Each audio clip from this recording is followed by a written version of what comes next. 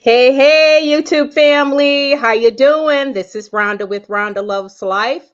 Thanks for joining me. All right, guys, it has been a crazy couple of days, but it's a good kind of crazy.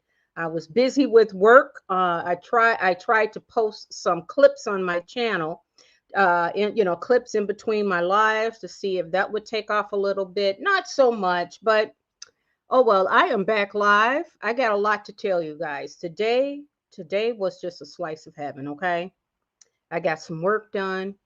I got to spend some time with my new personal trainer because the one that I usually work with, he's bodybuilding right now. He's in competition, into some competition, some meets, bodybuilding meets. He's really good. So he had actually referred me to someone, a trainer, female who's actually 55. She's in my age group and she is fit as hell. So I've got 12 more sessions to go and I'm going to rock it out because he took me to from a 185 and I'm down to 169 now. So and he got my A1C went from a 10 to a 6.7. So my primary care physician said if I can get my A1C down to 6 or below, he'll take me off the medication. So I'm looking forward to that. Also, I got my mammogram done. And then I finally got a chance to see Sinners with my two kids. We went out to eat and I got a chance to see Sinners. Oh my God, that was such a good movie. Oh my God, it was such a good movie. So I am glad to be back on with you guys. We just got back. Let me get some water. Is this my cold one? I got like 1,000 bottles of water here. This is crazy. I mean, I should show you guys my little end table here. But Sinners, if you haven't seen it, it was so good. Oh my God. Mm. I really enjoyed it. And it puts you in mind. And it's kind of our conversation tonight. As you guys know, I always talk about I'm not religious, but I am spiritual. So I always talk about the things that, my higher power and trying to stay grounded and trying to stay clean as far as my lifestyle, trying not to hurt others, trying to give back. I've been on this kick for a while, but because I think staying plugged in the spirit, your life is easier. And the reason why I love talking about celebrities and these hot topics is because honestly, guys, their lives is not a life you want to be a part of. I mean, you do not want to you do not want to switch places with them. And I think talking about them kind of reminds us that yeah, if your goal is to try to get as much money, and we're going to talk about that tonight too. We're going to talk about the tech billionaires who I think sometimes I wonder if they think they're God. So we're going to get into Elon Musk and Bryon Johnson. Bryon Johnson is that billionaire guy who wants to live forever. So my question is, is it possible that they think that they are God? We're also going to get into Gwyneth Paltrow. She looks like she did throw shade. Did you see the Entertainment Tonight video where they're like, are you going to get with Meghan and do a collab, your friendship? And then you should see Gwyneth Paltrow, squirming. And she's like, I'm not really friends with Meghan Markle. And it's like, oh God, Meghan, what are you going to do? Netflix, she is on Netflix store. It's called Tulube or something. So we're going to get into that. But instead of going and pulling up Megan's store and all that, we really want to get into the psychology of people like her and I think watching Sinners today, and then also a side note, I saw Dave Smith on Tucker Carlson. He was an atheist. Now, see, I don't follow Tucker Carlson much. I'm not part of the Fox News conservative media uh, audience. I don't watch him. But Dave Smith, I like Dave Smith because he comes out publicly and speaks his mind, and I want to listen to what he has to say. Well, he was an atheist for many years, and then he found God. He found God. So we're going to talk about that a little bit. So how are you guys? Have you seen Sinners? If you have not checked it out, check it out. I found it really good. And My kids and we just got back, and I had to jump online with you guys because I missed yesterday, and I'm like, nope, I cannot miss my people today. I'm in a good mood. And let me tell you, today was a slice of heaven for me. I mean, today was really a day for me. I mean, I just, you get those days, and today was like perfect. I mean, slice of heaven. I got a chance to see a movie with my kids. We got to eat. I had finished the project I was working on, which is good. It took me some extra time, but it's done. And then I get to talk to you guys, which I'm really, really happy about.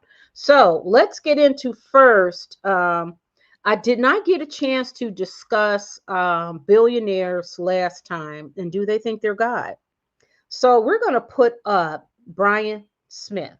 Now, before we get into it, I need to make this point before we jump into it. This is not an anti-billionaire sort of rant. That's not what this is about. I think that Elon Musk and even Bryon Johnson, you think of Bezos, Zuckerberg, Bill Gates, these guys have contributed so much to society. Um, there's no doubt about it. And we can kind of appreciate that. And however, they are still human beings. They are man. And men are flawed, right? Human beings are innately flawed. That's what we are. That's the reality of it. So, is it possible that we can get so caught up in making money? These guys, when you think of God, and I told you guys, I'm not religious. I mean, I'm not religious, I'm spiritual. Big difference. So when I think of God, I do believe there is a higher power, and I happen to call him God. But I think it's more like a frequency that you plug into, more like a spirit realm. And maybe that'll be a good topic for us tonight, because it's all in alignment with Sinners, the movie Sinners, and then also Dave Smith on Tucker Carlson, when Dave Smith said that he was an atheist until he was finally introduced to God. And I can tell you, for me in my life, how God introduced himself to me. And when I say he's real in my life, he is absolutely real. And if for those of you who have experienced the Holy Spirit in you, you will know what I'm talking about. And then you look at the world and what's happening in the world, and you realize, wow, this is not of God. This is not. And I remember growing up, and you would hear aunts and elderly people say, there's nothing really out there. Be careful out there in the world, in the streets, whether it's partying a lot or, all of that stuff, hanging out. It's not much. There's not much in this world. Trust me, not much out there in the street. And when you think of the world and what's happening, you think of how we just destroy each other in war. If you look just every day, how you see man can be so cruel we can be so cruel to each other. That's because we're flawed. This is not of God. None of this is. So when we look at I enjoy talking about our celebrities, because I think it's a great example, because you can see these people are actually doing a public service and don't realize it. Now that we've got social media, and now we've got ways of really peeking in at these people. I need my napkin. Hold on one second, because my nose is running. Bear with me. I have bad allergies. I did take a Claritin, but my nose is like really running, so I apologize. Hold on. So, when you think of these celebrities and how before social media, it was really hard for us. Most of us had no idea who these people were, because we had to rely on whatever the newspaper said, or whatever the gossip mags, and a lot of times those were controlled by the studios. Even our politicians, we didn't really know what was going on behind the scenes. And I think what happened with the advancement in technology, the internet, and then following social media. Then we've got like now Facebook, Twitter, YouTube, TikTok. Well, Twitter is now what, X. Then you've got these smaller streaming, and not the stream, those Twitch and all that. I don't know all of them, but our eyes, we got eyes and ears everywhere now. And then with celebrities, a lot of them do have this trait of, they're malignant narcissists. So they do believe they're in a bubble. They believe that what they're saying, what they're saying is important. And we kind of get to see that. I always say, if you got a little ticky boom boom and you decide to go on camera, we're going to spot it. And that's why you see celebrities like Beyonce who go mute, which I think is very smart, because she don't, exposing herself in front of the camera. And it takes a lot of discipline for her, but you really don't know what's going on behind the scenes. But there are other celebrities who keep coming out there. And I talk about Meghan Markle. She's one example. And I like talking about her because it's fascinating, because it's clearly she's got a double whammy there going on. She's got a double whammy. So anyways, she's got, I believe, malignant narcissist, and she's a psychopath, whole psychopath. But anyways, getting back to Bryon Johnson and other tech billionaires who really do believe, I think that they get so, what happens is they pursue money and power and prestige, and that becomes their God, and they lose sight of reality. And then they start to believe that they are God, right? So Bryon Johnson is one great example of that. Bryon Johnson is a centibillion or something like that, they call it. I guess because he's worth hundreds of billion, maybe. So he's been decided that he's going to use his body as a test dummy. He wants to live forever. Now, let me show you his picture before and after right quick. Let me show you that just so you could see it. Now look at this. So he is what, 46 now or something? We got to get his age. So let me pull him up right quick. Is he here? Yeah, there we go. So let's pull up a good picture of him where we can see who he is. Okay, tech exec Bryon Johnson went from having a destroyed, now this is what they're saying, destroyed body, to spending $2 million a year on reversing his age. Now he wants to spend $2 million a year. So, and now he is on a quest, y'all. And Netflix did do, now why won't it show his whole, oh, here it is, right here. There we go. Can you see it now? There he is. Let's make this smaller. So,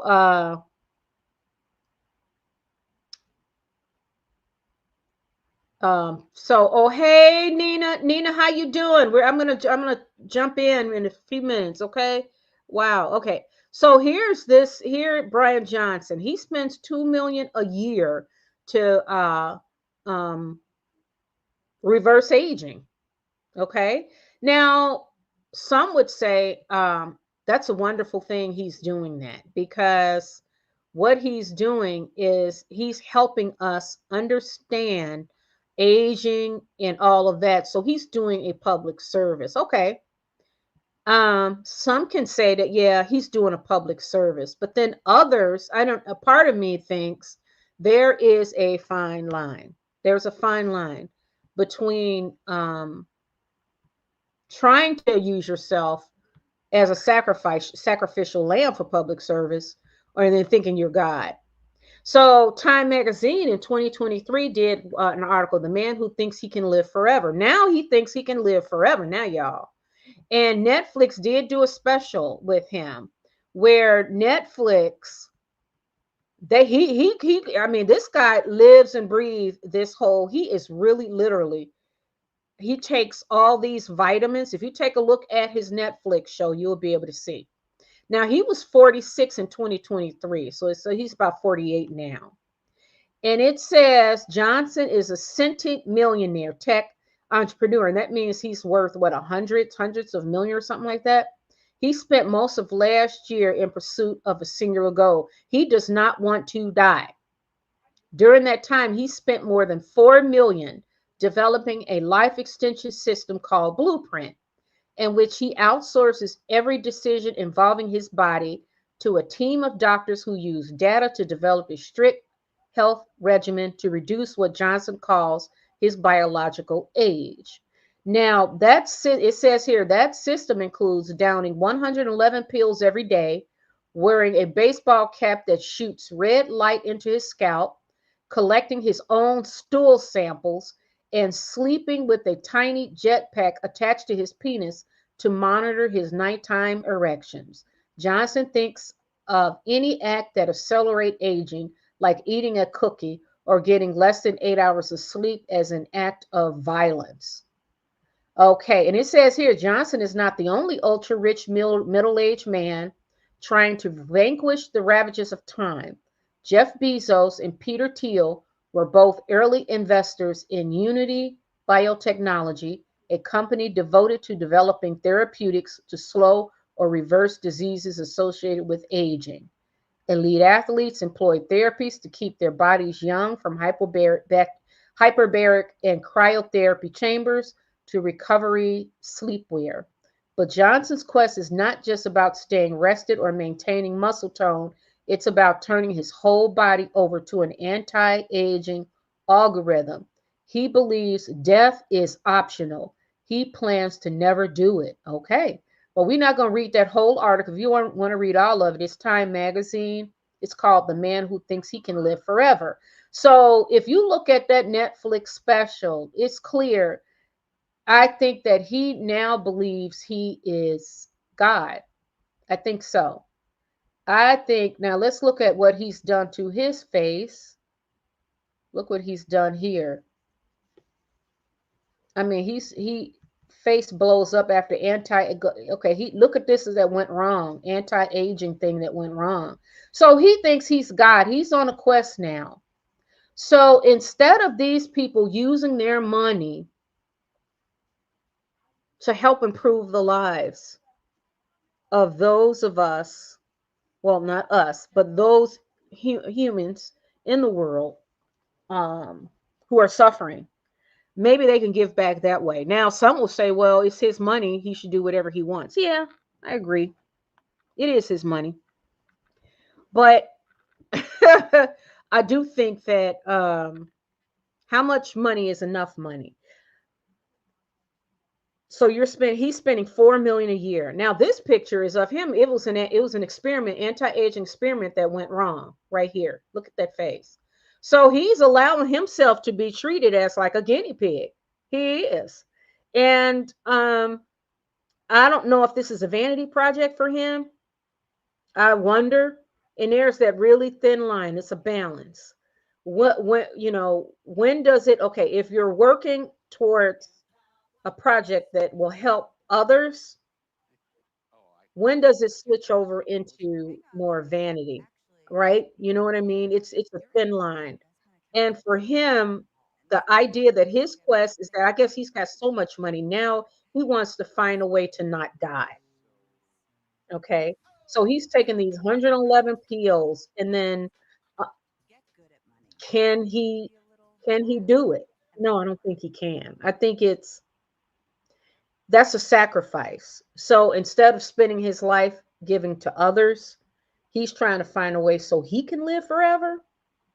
I don't know. Maybe if you're spending $4 million a year, maybe putting that $4 million to pediatric cancer research, maybe instead of yourself. So I think this is an example of how remember earlier when we talked about in an earlier video of mine, where we talked about how God says the chance of a wealthy man getting into heaven is as slim as a camel fitting through the eye of a needle. And to me, this is kind of an example of that. And I was watching Sinners, and I was talking with my kids a little bit about it, and their take on it. And it's just amazing. That movie, The Sinners, has a lot of symbolism in it. But I think one thing I can pick up in it is that you really do have to be careful about who you invite in your life and the decisions you make. And you can have all the money in the world, but that is not all of the wealth in the world, and these people are is clear showing us that that's not going to give us the peace that we're looking for. It's not. I'm sorry. I don't see it. And all of my I am fast getting into my late 60s, 50s. Sorry, I'm not in my 60s yet.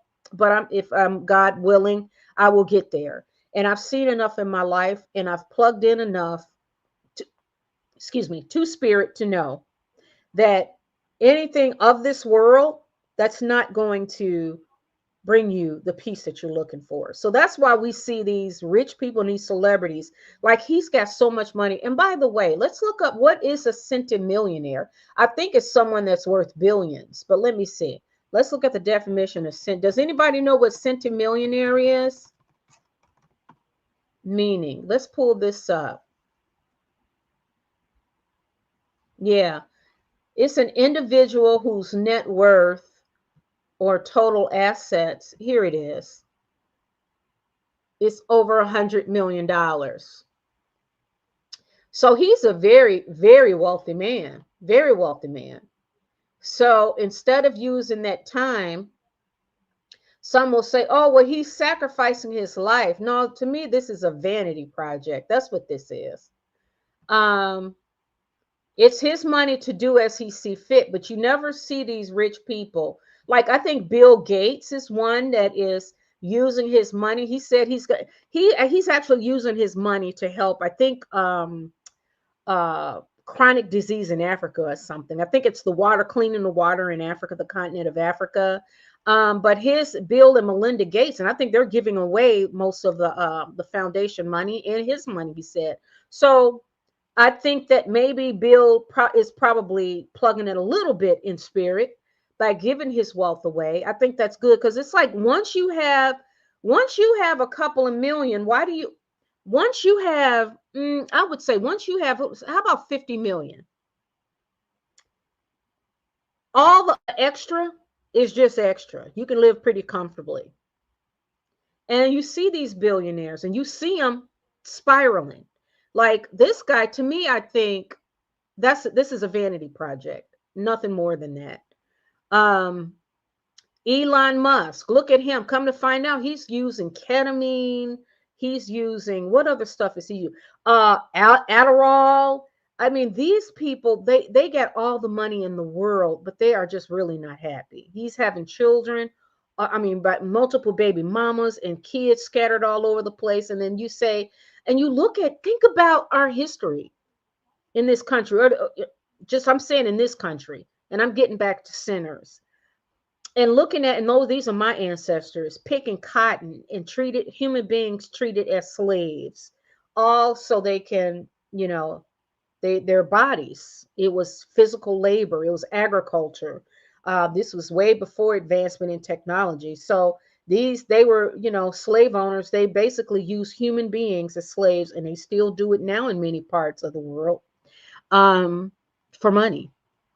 So, and where does it get them? I mean, it gives you all of the wealth on in this world, but they don't. That peace and all that doesn't come in from money.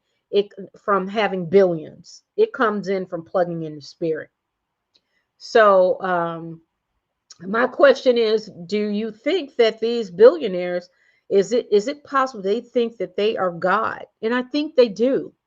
I think that they confuse money with almighty presence of God. The like they are God like. And I can't wait to see how this Bryon Johnson, it's going to be really interesting to see how his life rolls out, cuz he's what 59 or so, if not 50 or close to it. So he will probably be as healthy as he's gonna be, but unless he's living, and he could probably do that, live in a cocoon where the air that he's breathing is filtering out all of the toxins that are in the air. And but what kind of life is that?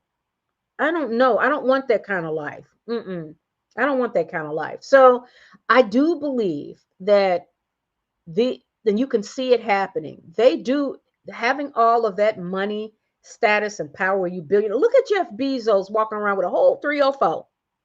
He had a wife and kids, and then he turned around and and he gets a woman that's face all up and she's bent over on a boat. You realize that this is not of God. This is not of higher spirit. So this is going to segue the conversation into what is God. And to those, like I said, I'm not religious. I'm spiritual. And the best way I described it, and I've described it to you guys many times, that it feels more like a frequency for me. And the more I spend time with the Holy Spirit and give God my time, the more I realize that peace does not come from how many zeros you got in your bank account. It doesn't come into how many followers you have on social media. It doesn't come from how many awards you get or how many, and you could see that by looking at those that have it and see how their lives are. They're not at peace, y'all. They're not. Can you imagine being Meghan Markle in that life Harry and Meghan right about now? Can you imagine it? Think about it. Can you imagine Meghan Markle living that life? You could tell she's really on that treadmill going, on that hamster wheel. And then you got celebrities. You going out begging people to get on their private jets. You are always, coming up with schemes and all of this for what? And I think it's because she's built up this lifestyle in her mind that she wants to keep.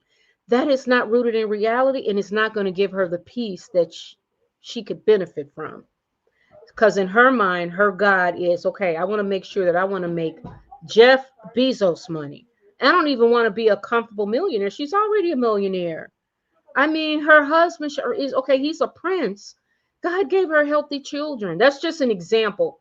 And when and I mentioned this before, I'm not trying to tear down on this girl, but I think that she gives a great example of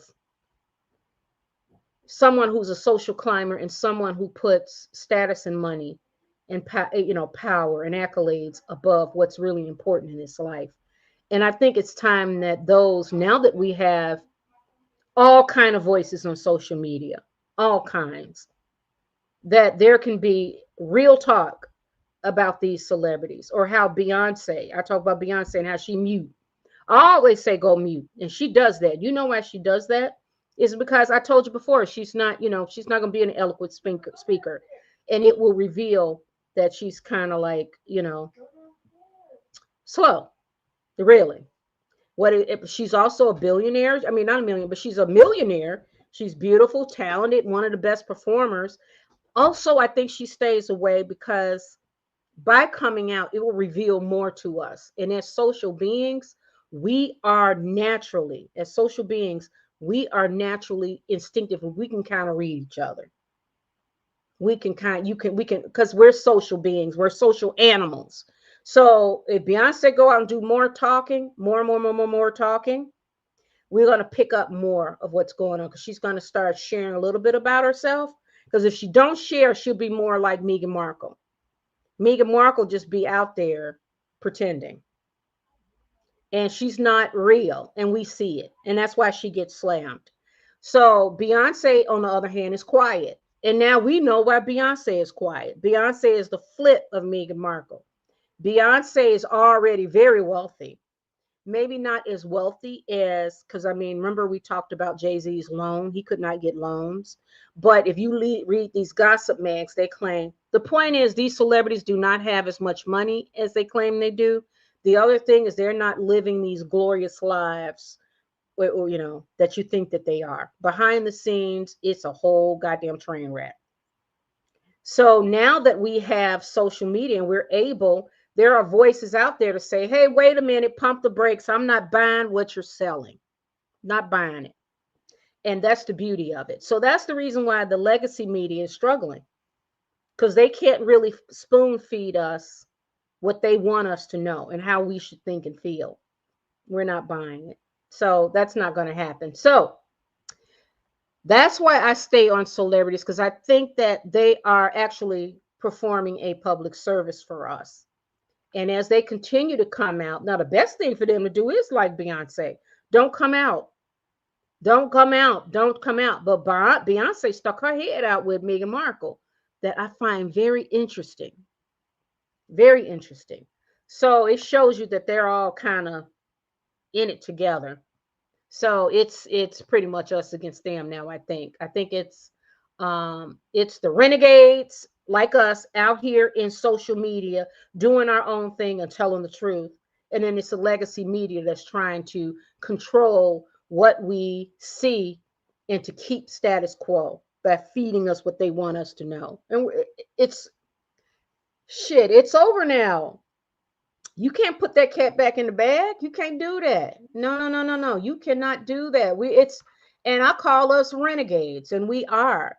And we are renegades in spirit, because a lot of us out here are really speaking the truth, and it's coming from a place that I want honesty and realness. And there are ways to plug into life and get some peace in this life, and that's about plugging into spirit. And you don't, God, like I said, God is everywhere. And those who like to go to church, he's there too. He's absolutely there. He's also out here in the trenches, right here every day. People who are in the ghettos, or people in these hospitals, people suffering, people in these classrooms, going to school, living their lives, in these homes with people who are just going back about the day of just spending time with their family and friends. He's everywhere. And I can tell you right now, as long as you plugged in the spirit, you're okay. Okay. So we have to keep shining a light and staying in spirit too. Definitely. Okay. Definitely. So let's look at some of the comments.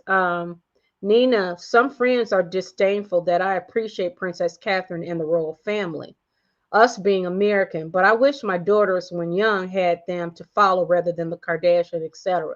Nina, you are right. Think about how the legacy media push up the Kardashians. Think of who the Kardashians are. Now, even when I say God is everywhere, he's there too. You just got to let him in. You got to let the spirit in. Kind of like if you saw Sinners, those of you, I don't want to tell what it is if you haven't seen it. Kind of the message I got is that you can invite the evil in, or you can invite the good in too. But you invite that. So when you look at legacy media and what they push up, it's dark. That's because those who are behind the scenes are they pretty dark forces. So they're going to push up the Kardashians. Her own mother, Kris Kardashian, the biggest pimp in Hollyweird or Hollywood. We can call it Hollywood now. We don't even have to pretend and call it Hollyweird anymore, because they're merged, they're combined. They are as one now, as one. Hollywood want to push up the Kardashians, and those girls are billionaires. That's what they claim. But we know they rich as hell. Kris Kardashian, she had a nerve to be a preacher, standing before God. And didn't she officiate Portia and Ellen's wedding? This woman edited her own daughter's sex tape. Okay, so we know how Kim made her money. Then she had her 15 or 14-year-old daughter messing around with Kylie, when Tyga was a whole grown man and she was like 14, 15 years old. Turn her back on that. These women, they focus on, and I already told you guys, the Kardashians have two type of men that they exploit, because they know they can't exploit every man, because strong men are not, they're immune to them. So what they do is they target broken black men, and they target sexually confused and or drug addict white men. Notice it. Now I'm wondering about Timothy Chalamet with Kylie. He's either sexually confused and or drug addict. They're going there. Something's wrong. Because to me, there's just no way in hell, considering Kylie's history. There's just that is a whole coven of witches. And they are committed to money, power, praise, status. That's their God. Kris Kardashian prostitute her them dogs. She does, all and every one of them. Chloe's going around having a baby by. These are not people that you want to. Do you think that we want our daughters to emulate them in any kind of way? Chloe's having a baby by some broken black basketball player who goes around having babies by all these, making single mothers all over the country. Then she got her sister is doing sex tapes, sex tape Kim, and then she marries another broken black man, Kanye West.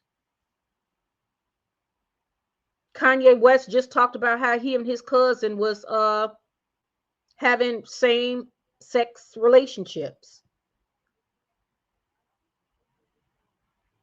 Okay, so it's a dark industry, and that's what they promoted.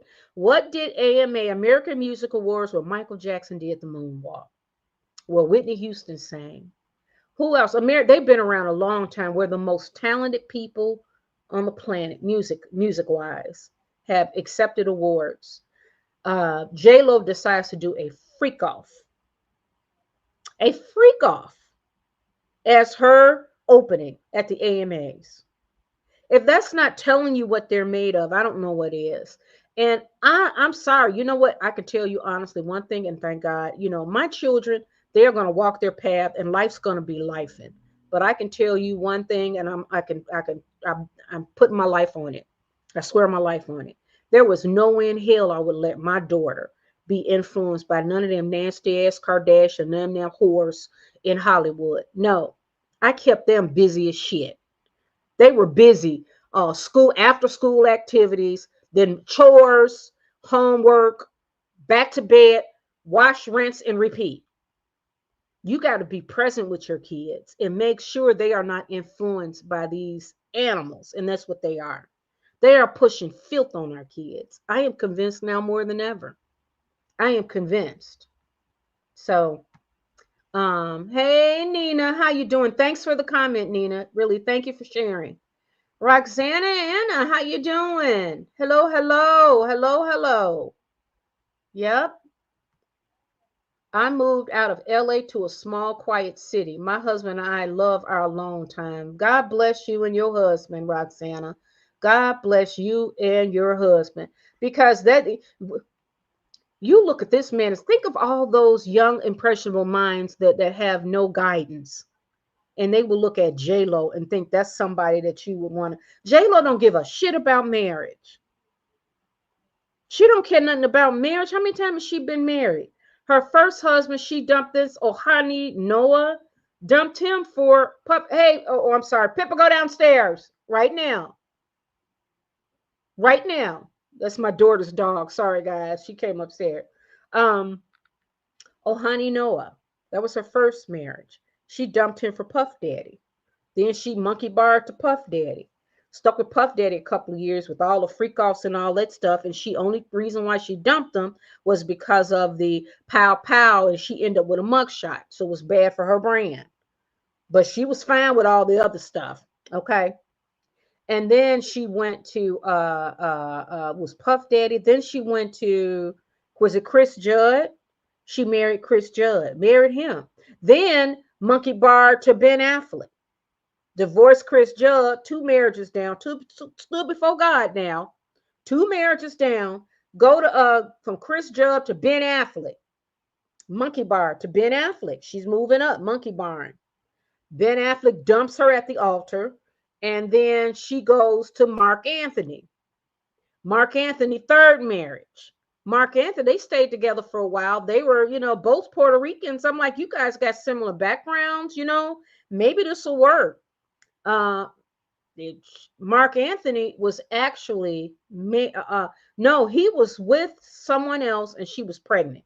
I don't know if they were married or I think they were married, and then he divorced her. She was pregnant, and then J-Lo interloped in that. Yes, she did. Then she had the twins, the 2 kids with Mark Anthony. That relationship, because Mark Anthony had a wandering eye, and then allegedly he had some, drug issues, allegedly. I don't know if that's true or not. So he probably dumped her or she just waited. You know, he was gonna do what he wanted to do, and then Jayla was like, she divorced him because, and they stayed together for a good 10 years, I think. Then she go from Mark Anthony to so this is her with Chris. Wait a minute. Oh, honey, Chris, Mark, and that's 3 marriages. And then she goes Casper Smart. She get with that little dancing boy in her videos or something, another boy, another dancer. Get with Casper until she monkey bar to A-Rod. And then A-Rod, and A-Rod was not going to be faithful to J-Lo. Sorry. Why would he be faithful to you? And then I guess he embarrassed her, and then she jumped to Ben Affleck. That's a 4th man. She stood before God on all these, and it mattered. None of that mattered to her. So, do you think you want your daughters to emulate J-Lo? Come on now, let's speak honestly. Even if she's got 248 million followers, yeah, but do you want that life? Do you really want to live that? Hey, I'm sorry, hold on one second. Hey, Gwenny. I'm sorry, my daughter. Hey, Gwendolyn. Okay, she's ignoring me. She knows that I am on video and her dog is here. Okay, well, it is what it is. So, anyways, do you really want your daughter? No, I don't want my daughter. No, no, no, no, no, no. Mm-mm. So I kept them kids busy, busy. My kids, ooh, busy, busy, busy. The only free time they had was to sit and have dinner. They were too tired and they went to bed. And yeah, because the alternative would be to expose them to this Hollywood now. Are you kidding me? So these are not people you want to put on a pedestal. No, not at all. I pass. So this is, and that's why I shine a light on Meghan Markle, because she's so fascinating. Like, she's really trying to get into that lifestyle. It's like, girl, you couldn't make you were damn near 40 before you met Harry. What do you think's going to happen now? And this is an industry that will spit you out, that will eat you up and spit you out. What's the end game here? I guess the end game is money, accolades, celebrity, and she's going to walk this road and straight into hell. Yep, yeah, it's over. Yep. Meghan lost the mystic of being a private royal. Now everyone wants her to go away.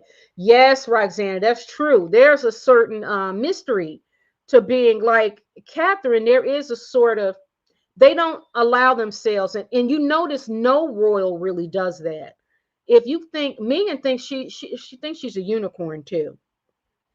Like, she thinks she's the only woman of color that married a European royal. And it's like, girl, you're not a unicorn. It's happened quite a bit. They don't come out and talk about it. Why? Why would they go online for what? They'll get praise, but then they'll also get scrutiny. And they just don't really want to, they don't want to be under them lights. They don't want to. Why? She got the husbands that they live their lives in private. They don't want to play this game. They don't want to play that. But Meghan Markle, and it is really interesting to see, because I want to play Gwyneth Paltrow, and then we'll go back to God, because I want to play Dave Smith, what he said to Tucker Carlson, and that was the exact thing I was sharing with you guys a while back. But let me find Gwyneth Paltrow's conversation with on Entertainment Tonight. And that was so interesting to me, because these people, and they are not your friends, not in Hollyweird. And Gwyneth Paltrow comes from a family, her mother and father were, they're old guards in Hollyweird. So she had a leg up because she come from a family of, her father was a director, I think St. Elsewhere. Remember Denzel Washington it was on NBC for many years in the 80s. That was her father directing that, and he directed White Shadow. So, and then her brother was a director on NYPD Blue on Channel 7. So Gwyneth Paltrow has been in the industry since she was a teenager. So hold on, let me pull that up. Enter Gwyneth Paltrow comment on Meghan Markle. on Entertainment Tonight. Yeah. So my point is, you can't. These are not your friends, and just because she invited you, really, just because she invited you, or you did a video together, she may have been doing a solid for you for a friend, but that don't mean that they are your friends, girl. And stay out of their faces. I'm just to me, it's like stay out. Let's see. Because, oh, here it is. Stay out of their faces. That's how I say, because it's an industry where everybody blows smoke up each other's ass, but it's not real. Like, you know what I mean? These are not your friends. But let's get into Gwyneth Paltrow. So, as far as these tech billionaires thinking they're God, yeah, I do. So, we're going to get them off the stage.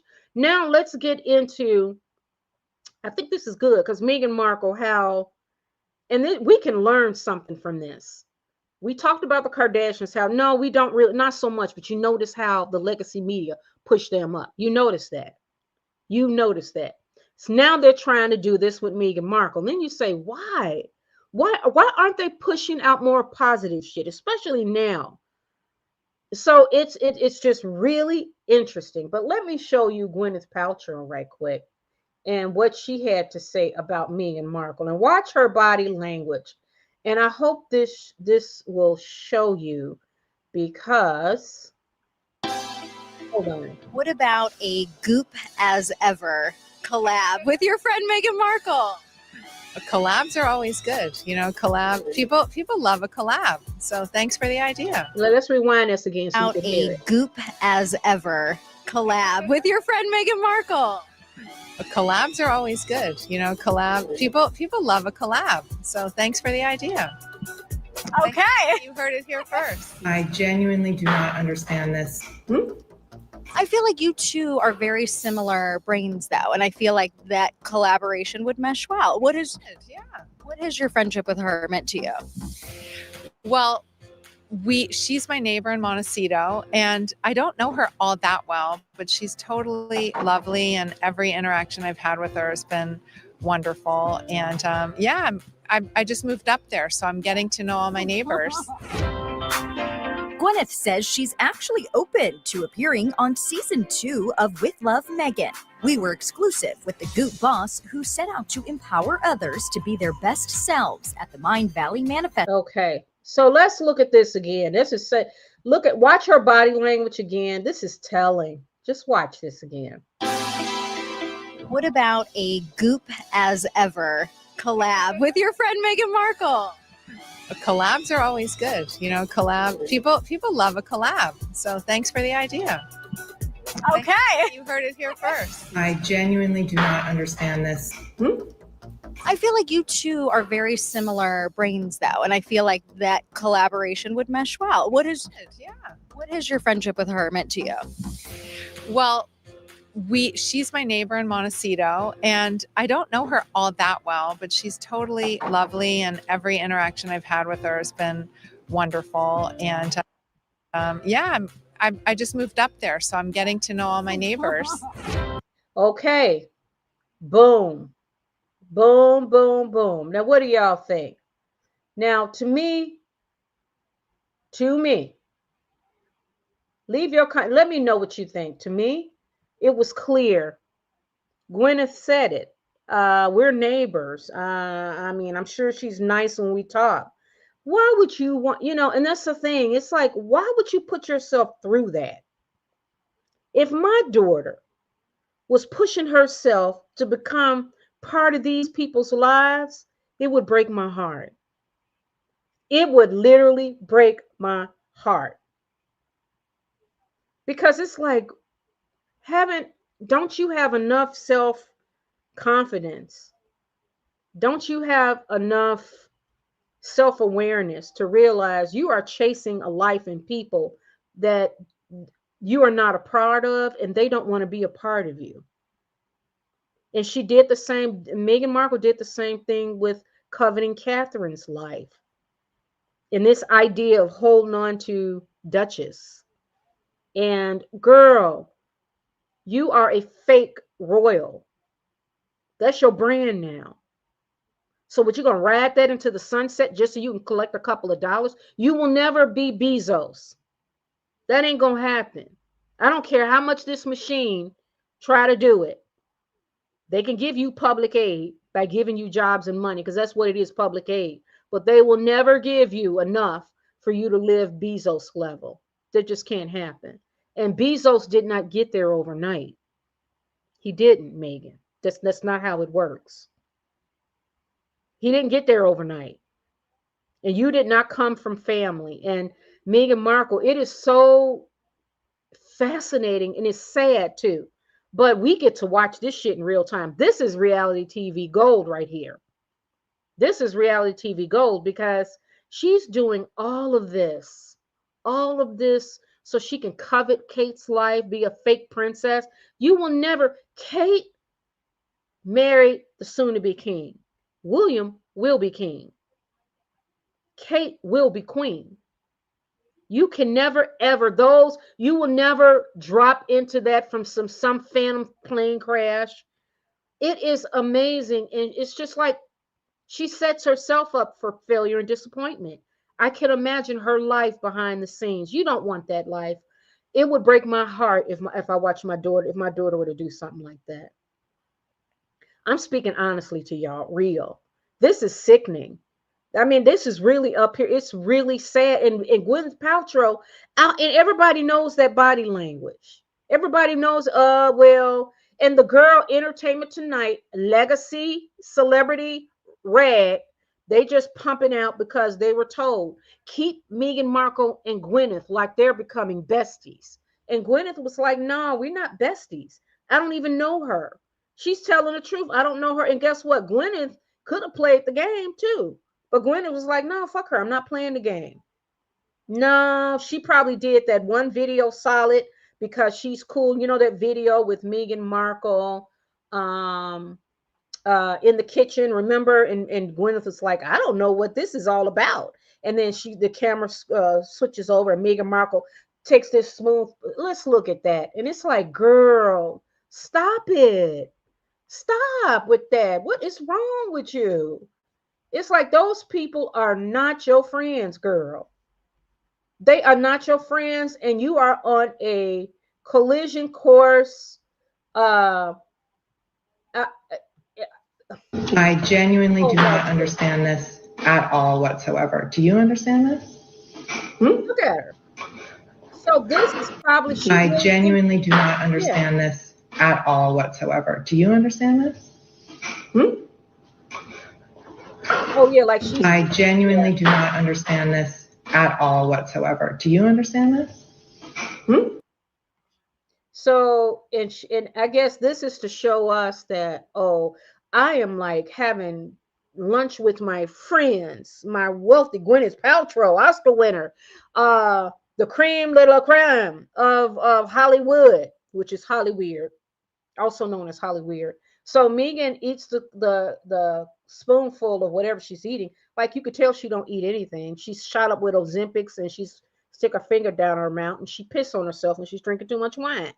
So, and then we're supposed to believe they're friends. And then Gwenyth Paltrow then turn around on the red carpet and say that, well, I don't really know her. And it's like, well, what, Gwenyth, you just did a video with us. Now you want us to what? Not, so what's real and what's fake? Because you said you didn't understand it and switched the camera on Instagram to Meghan like you guys are just enjoying lunch like two friends. Then you turn around promoting Goop, and then as soon as they ask you about Meghan Markle, you like, no, double back. No, I don't really know her. Wait a minute. Now, what's fact and what's fiction? See, they can't even get their story straight. That's because there's no loyalty in this game. It's all smoke and mirrors. So, but Meghan has decided this is the hill she's going to die on, and she will die on that hill. We're going to watch how this all works out because, and she's a desperate royal. She, back to what I'm saying, Roxanne, when you say that Meghan lost the mystic of being a private royal, now everyone wants her to go away. Yeah, she's no longer private. She pimped herself out like, it's like the pettiness of it all, the ick factor of it all. I think I saw a video on one of it's a GB News or one of them royal TV channels is Britain. And they said that the royal family, Meghan did something, it gave them the ick factor because there's a tackiness to her. And because that's that desperation. That's what it is. And it's like, sit down. And then I'm her mother. What can you do to a child when you get a child that's damn near 50 years old? But her mother should, I don't know if her mother has much influence. She didn't even wish her own mother happy Mother's Day. So I don't even, and her mother was gone for 10 years. So it is what it is. We moved from Los Angeles, California to rural Cascade, Idaho, population 912. Hey, Renee. Yes, that's smart. Get away from this. This whole, it is disgusting. It truly is, y'all. And I believe that there is an agenda to pervert our children. There is an agenda out there. And it's because of that, whoever started the powers to be in Hollywood, that whole Nickelodeon thing and how those children were not protected. That was not by design. I mean, that was not by mistake. That was by design. Because the industry, that's kind of what they like, if you know what I mean. So everybody got their mask on, but then they push shit like this, and they feminizing our boys, and they're turning our little girls dressing like whores. And it's like, what do you got? What the hell are you doing? And you think we don't see it? They don't care anymore. That's what it is. They don't care. But thank God for social media. There are people out there from all walks of life can say, hey, wait a minute, I'm going to start a YouTube channel and I'm going to speak on what I don't like, what I see, and they got a right to do so. And I think of this world, when you see the shit that's happening, you realize that is not God. Nowhere in there is God. I'm sorry. And I will not. And I had some people, don't talk about God on YouTube. I'm like, listen, I'm going to sing his praise. I'm not religious. I'm spiritual. But when the spirit hits me, I'm going to tell the truth. It's who I am. In my darkest of times, I got a chance to meet who God and plug into that frequency. And I'm learning every day. And I have to do an inventory of myself to make sure that I'm not causing harm to others. I try to. And I explain that I'm not trying to come down on this girl, Meghan, but I have to call truth. When kids see that, I have to say, hey, wait a minute, that you don't want. You don't want that lifestyle because you do not know what goes on behind closed doors. When those doors shut behind the doors, that Montecito mansion with the 16 bathrooms, and she is very lonely.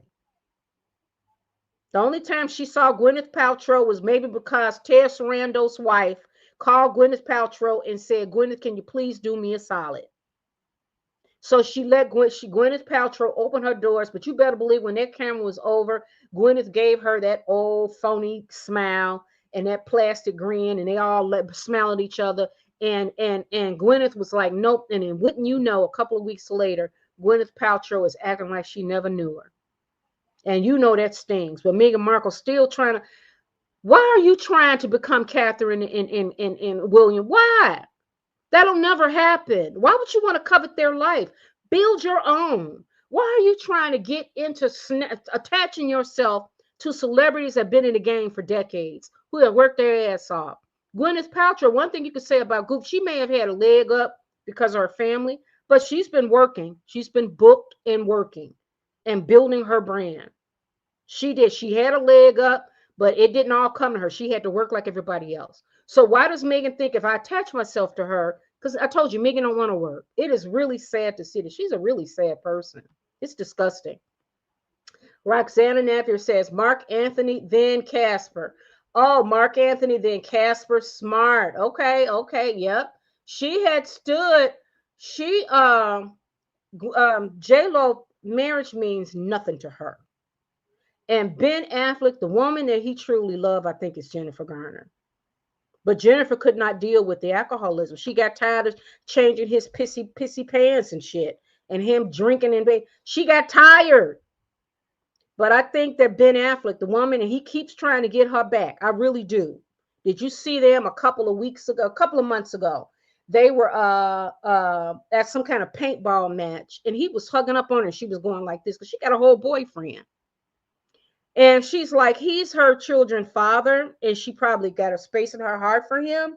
But she knows she don't want to go back. Once a woman is done, she is done. You know, and men don't realize once a woman is done, there's nothing you can do. Once her heart turns off and she's made that decision. So I think Ben Affleck really loved Jennifer Garner. But you don't see Jennifer Garner jumping from Ben Affleck to another man and then to another man and then another man. And then her kids see she got three, they got 3 and 4 stepdaddies. No, marriage means something to people. Marriage means something to people. Casper cheated on her too. Yeah, I heard Casper was outside, and I heard he was outside a gay adult video store or something back when the gospel was coming out. Yeah, they all cheated on J-Lo. Of course they did. Nina says, and Kamala had her and other Holly weirdos supporting her. Clueless move. Yes, it was, Nina. That was dumb. We're tired. You cannot throw celebrities in front of our faces and think, okay, oh, she had Beyonce. So guess what? You know what? Then I'm going to vote for Kamala because Beyonce. So no, not so much. We can actually compartmentalize. We can enjoy Beyonce as an entertainer, but we're not going to look at Beyonce to get in a deep conversation about much of nothing because she won't and she can't.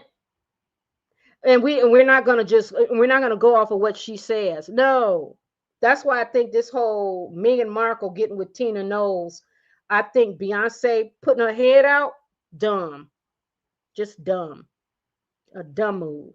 But I think she can take the hit because she's so rich, and people are not going to look at Meghan Markle. I really don't think it's going to matter to Black people. I was asking my children, and I was just said, did y'all know Tina Knowles was on Meghan Markle? And they were like, oh, Beyonce mom? They were like, oh, okay. They don't care. I promise you, they don't care.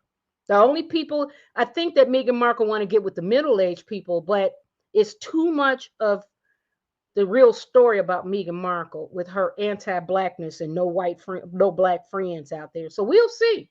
Maybe I'm wrong, but I can promise you I'll be watching. Nina says, right when more Diddy stuff was coming out, Diddy and J-Lo. Yeah, J-Lo ass need to be on that stand. But because remember, the Democratic Party decided J-Lo should be the one singing at Biden's swearing in ceremony. The ties that bind. Really? J-Lo, a singer?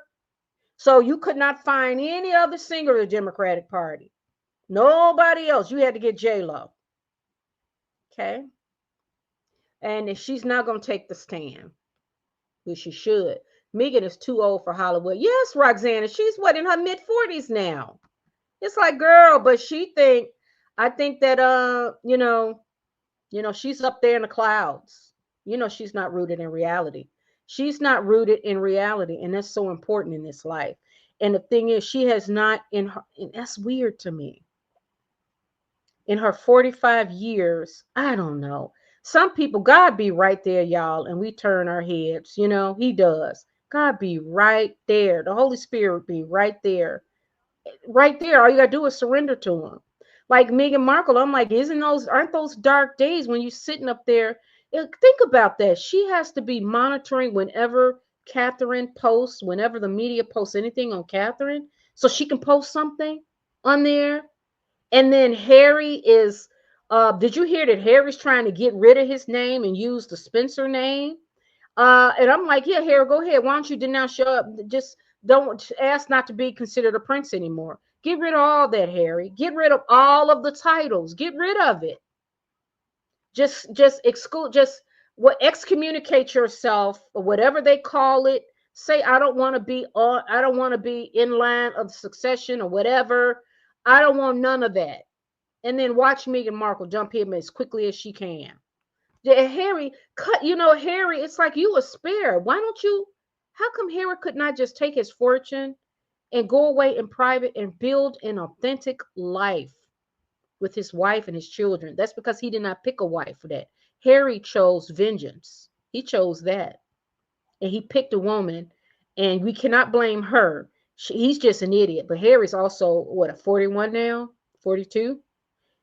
He's responsible for his own self, and he know what he's doing. So his daddy, he the one that said that he don't know how long his daddy's gonna live. He dangled the children. Why would you do something cruel like that?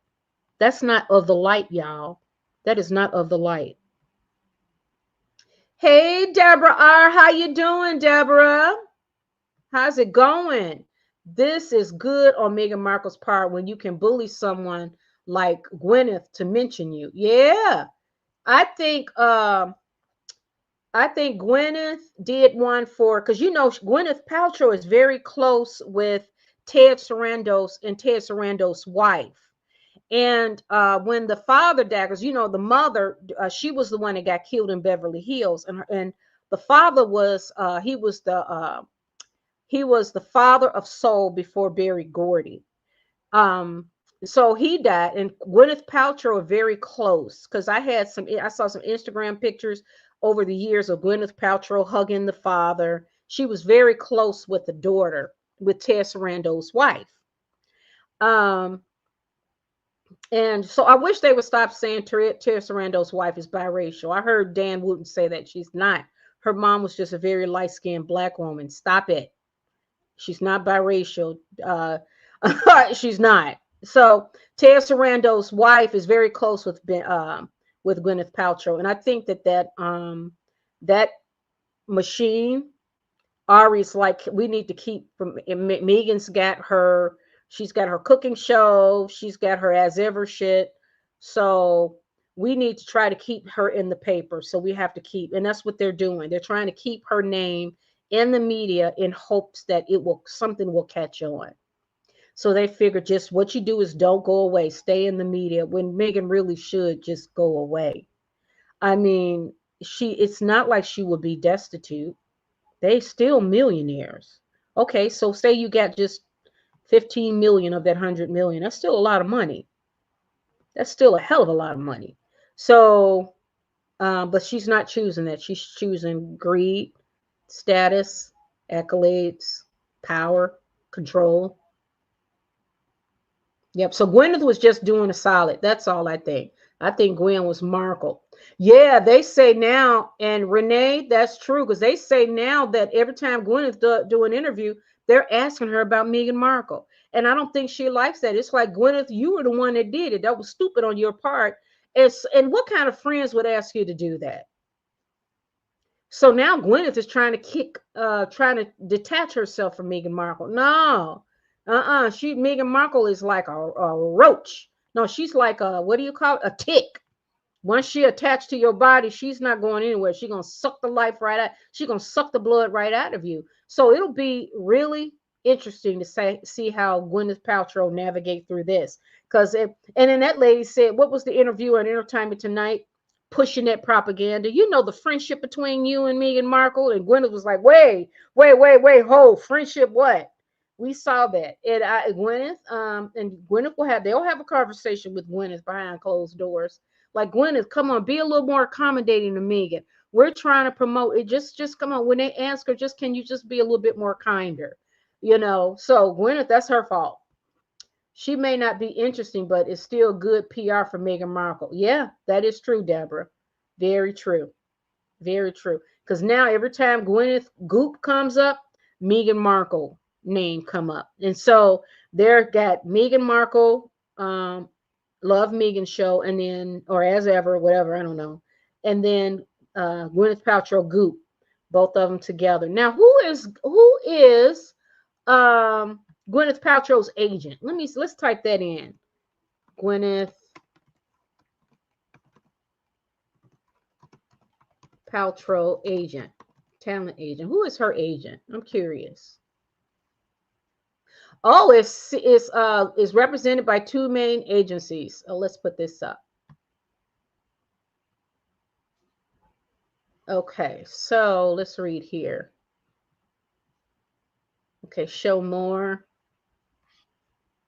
Okay, she's represented by Lighthouse Management, where her manager is Eileen Kishian, and AAE Speakers Bureau endorsed her for speaking engagements. Peter Hess is listed as her agent on some platforms. I don't know who that is. So it looks like a CAA. Oh, look at this one. Okay. Gwyneth Paltrow is pretty.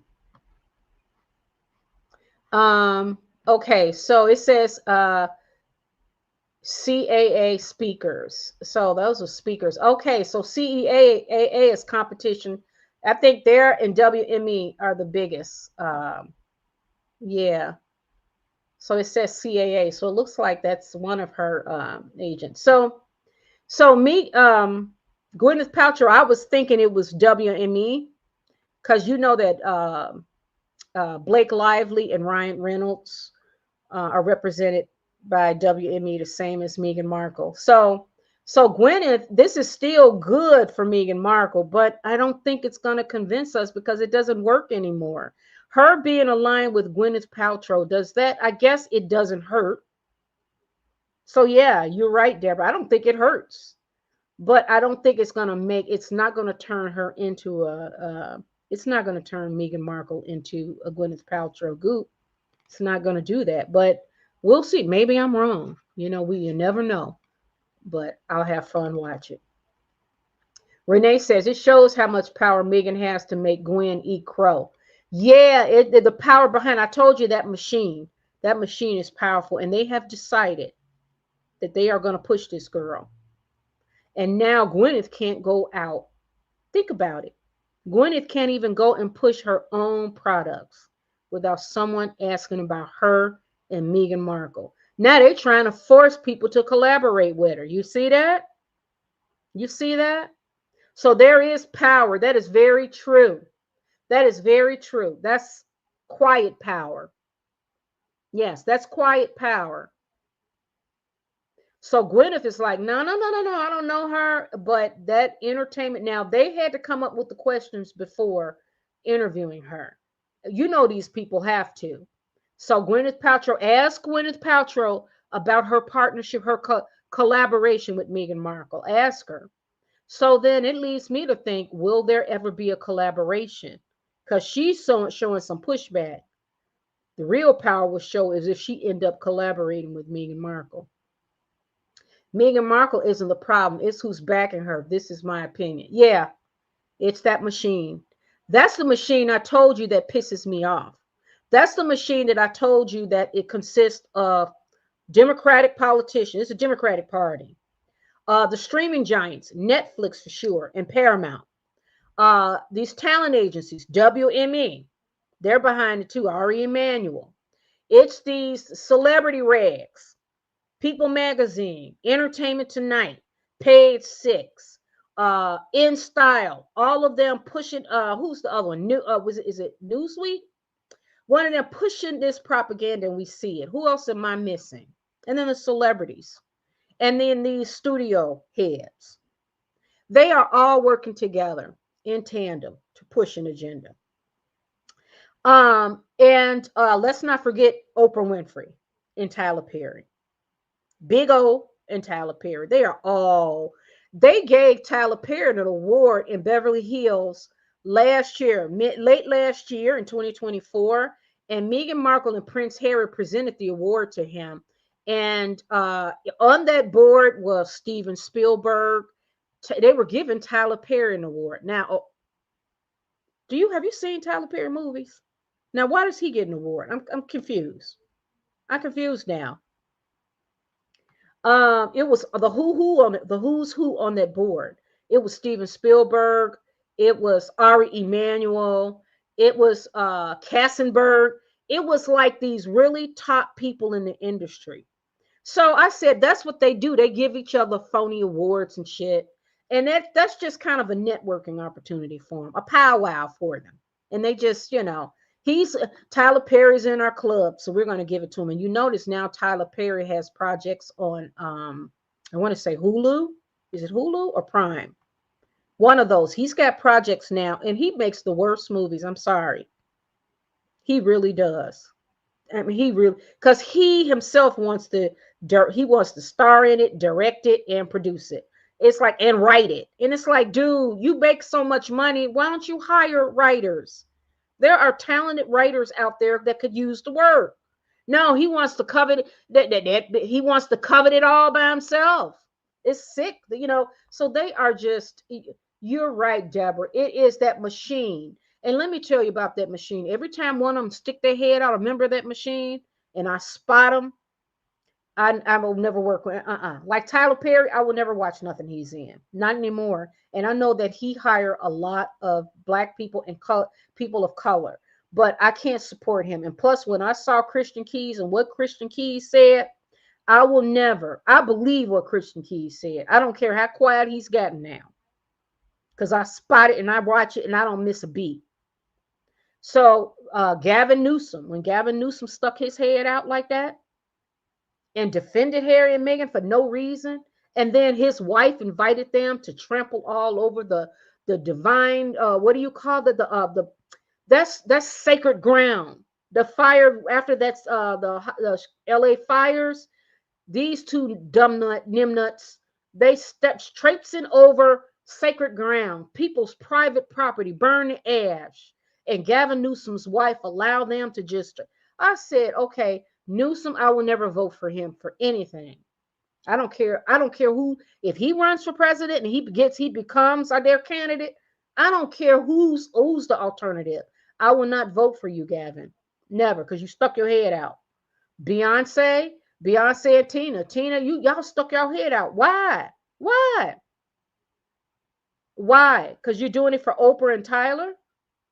Oprah Winfrey, no, after what she did to all them black men, when her and her wife was trying to protect Harvey Weinstein, and then how Oprah did that cold shoulder to Taraji, because Taraji spoke out about how you treated him on The Color Purple, them girls.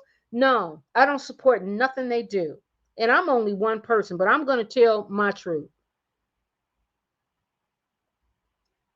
Deborah says, Renee, I agree. Yep. You can't compare the dirt off Princess Catherine's shoes to Meghan. Yes, it's no comparison, none. And why would Meghan even want to be, why would you even want to be compared to her at all? You guys, you can't, that is not your life. It is not your life and it's not your right. So where do you get that? Where on earth do you think you got a right to covet that girl's life? What? Where do you think you got a right to do that? Where does I don't get that logic. I'm sorry, I don't. I do not get that logic. I don't get it. I don't get that kind of logic. Like, where do you think you have the right to covet someone else's life?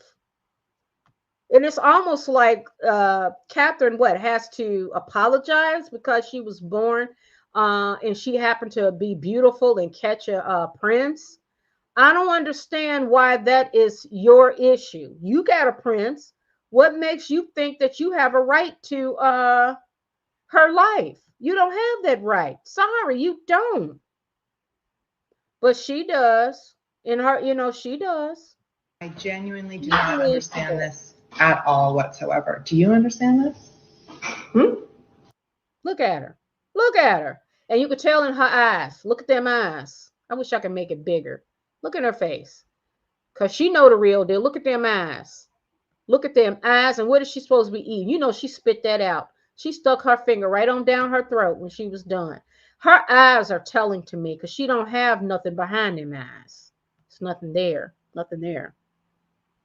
But yeah, she can't, no comparison. And why would she even want to compare herself to Catherine? It's like, let Catherine live her life, girl, and you live your life. Look how much God has blessed you.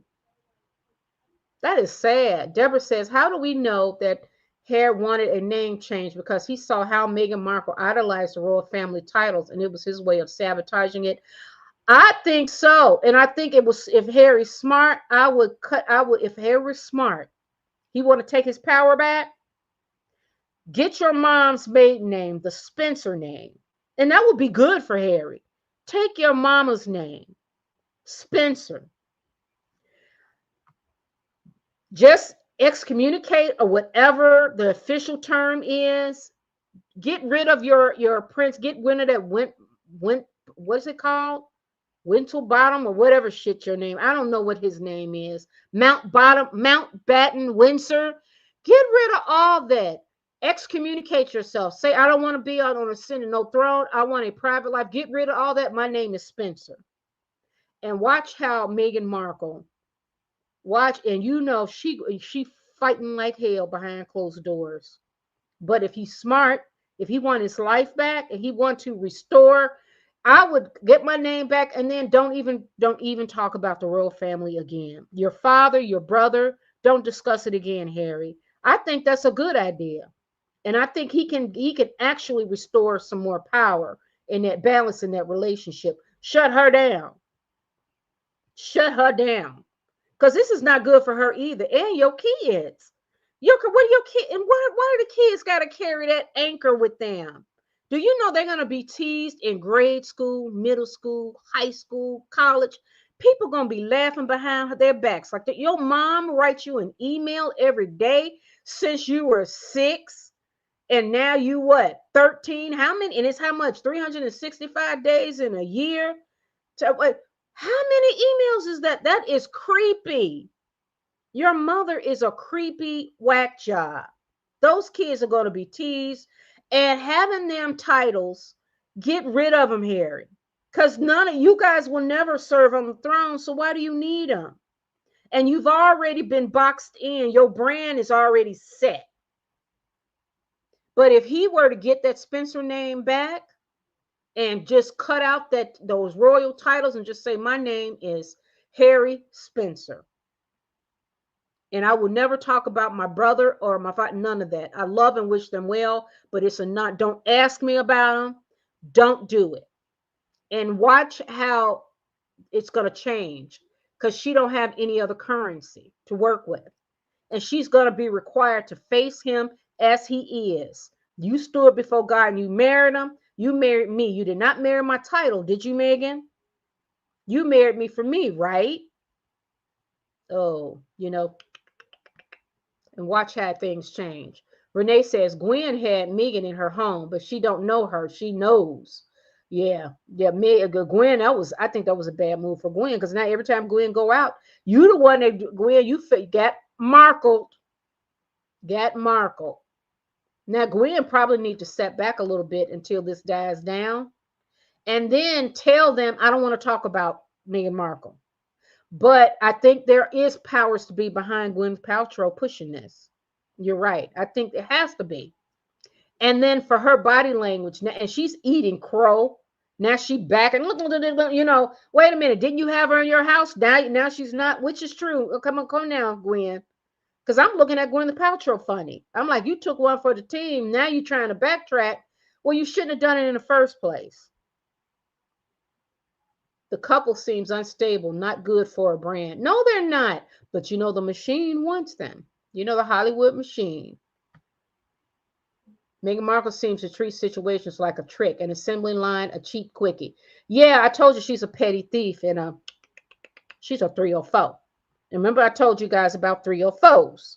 Like, my sister and I, my sister came with a 304. Now, let me tell you, 304, if you turn it over, it has right 304, and you turn it over upside down, and you'll see what it means, if you didn't know that.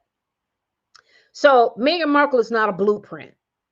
She's not a blueprint. This is how my sister and I talk when we talk about content and stuff. Just like I'm talking to you now. Meghan Markle is not a blueprint. Who are the blueprints? I would say like a Diana Ross is a blueprint. Diana Ross never she never dated no poor guy. She was, she only dated rich. She even had a baby by her married boss, her daughter Rhonda. And she was married and had 2 girls. I think it was 2 girls. 2 girls. Because she had 3 girls. Rhonda, by Barry Gordy, who was her boss and married, and by the 2, and then her husband. Then she turned around and met and married another rich man from Europe. And you don't hear no story. She's mute. Melania Trump to me is a blueprint. You notice that she don't say nothing either. She come out. I bet you he paid her to come out. And I can guarantee you she ain't touching him. Not that. She ain't touching Trump. Trump can't touch her.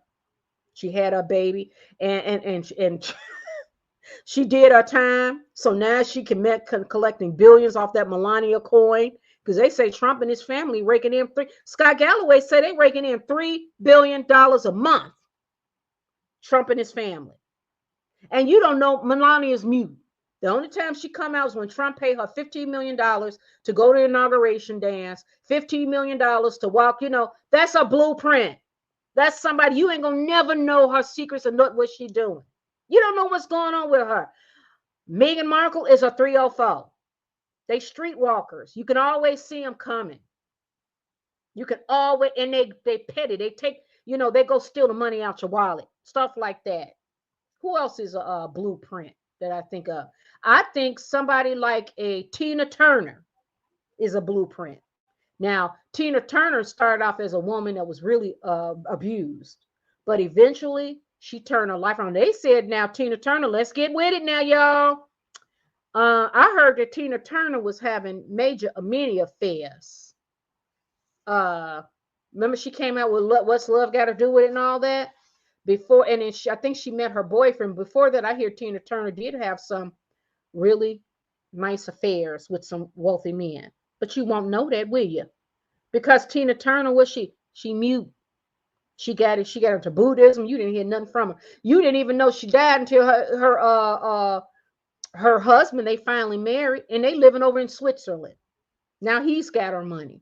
But that's a blueprint. Nobody's supposed to know. Listen, these women who are blueprints are living their best lives. Life be life, it ain't perfect, but they certainly ain't living their lives, and they're not scooping up change off the floor and begging people to like them, like this 304 is doing. Renee says, Hollywood is controlled by the devil. Renee, yes, it is. It is a dark force. And if you guys have not seen Sinners, go see Sinners. It is really good. It's a movie. It's kind of different, but I enjoyed it. And the one message I got from it is that you have to let the devil in order for the devil to destroy your life. And you have to let God in too. You have to let the Holy Spirit in. But in this industry, and think about it, I did a video. I posted a little short video on the black men in Hollywood that was turned out. So the video, it was like a little short. It didn't do that well, and that's fine. I'm just starting to put new videos out, and that's okay.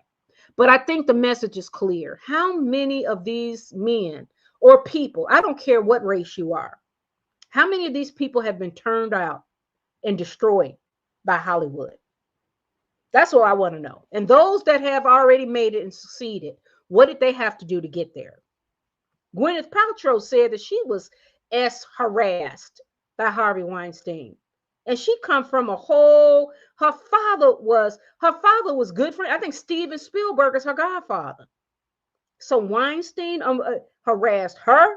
So he was he was going through Hollywood, assaulting people. You know that. And Big O was protecting him, the gatekeeper. The gatekeeper, Big O. We don't put you on no pedestal. Don't put none of them people on no pedestals. That's right, sister. We have a relationship with God. Renee, that's true. Yes. I want to say it. Yep. And guess what? I have gotten to the point now, I don't make decisions without praying about it first. I'm serious. And I'm really careful. Like now with my kids, and I tell them now, like, we came from the movie seeing Sinners and we were talking about it. And I told them, I was like, you know something? Because alcohol, my father died from alcoholism, and we have addiction very bad in my family on both sides. And my siblings and I, we laugh about it because we're like, there's that dirty, nasty ass demon. That demon got bodies. That demon has taken lives in my family on both sides. That addiction, that demon, ain't nothing but the demon, the devil. And I told my kids, and I say, because they don't really, my son don't drink at all. He's 23, and my daughter, every so often, she says she's not. I said, you guys, no matter what in your life, and I know you're going to drink, but if you do, be very careful of alcohol. Be very careful, because on both sides, it's really bad. And I buried your grandfather. And my siblings and I, we lived a horrible life growing up with a raging, angry alcoholic. And my mother died of cancer when she was 29. She had 5 kids, and then he had 5 kids, and he was widowed. He couldn't handle it. He drank himself till he died. Okay, so I tell my kids. So the point is that they got to be careful. That demon is busy. That demon of addiction is busy. That's a raggedy ass demon. got bodies in my family. I've lost my father. I've lost uncles. I've lost an aunt. These are beautiful people. Beautiful people. They're kind people, but they were addicts. And this demon took them out. You got to be careful out here. You really do. God is real. And what you know what? When I buried my father, I stopped drinking because I was so afraid. I don't drink alcohol. I don't because I don't. I'm like, you're not gonna get me. Fuck that. I'm going to God. So when my world burned down around me, and guys, let me tell you, it was dark. For those of you who have experienced, when you experience a dark time in your life, because life be lifing, and I can swear to you as I'm sitting here, I had to bury my father. It hit me. Divorced. I was in a long-term marriage. Our marriage ended, devastating. No matter what, it's divorce, devastating. Then my father, it hit me. And then my father died. And then all of the childhood trauma started coming up when I lost them. It was real. And it hit me. And my kids were really little at the time. I was just like, because what happened was it was a gap. It was like maybe a 6-month gap between the divorce and then my father died. During that time, I was drinking, having fun, hanging out with friends and stuff. Then I go to work, come home. I mean, literally on the weekends, I was out partying and blah, blah, blah. Anyways, fast forward, my father, about 6 months later, my father died. And I was just like, and that's when everything crashed in on me. It was as if it was so traumatic and so dark emotionally. Because then I realized, and then my siblings, I was like, oh my God, we were always bickering about little stuff. My sister, and it was like, I stopped drinking. I started going to therapy. Because we had to bury my dad. So long story short, once I got into therapy, started getting treated for that childhood trauma, and I started rebuilding my life. And you know what turned it around was, I swear to you, once I was on that sofa, I was crying so hard. It was as if all of the trauma, all of that, and then the divorce, that's a death. Because they're my children's father, we loved each other so much. And we basically grew up together. Our lives, we were born 3 days apart. Our lives are very similar. We both lost our mothers at young ages.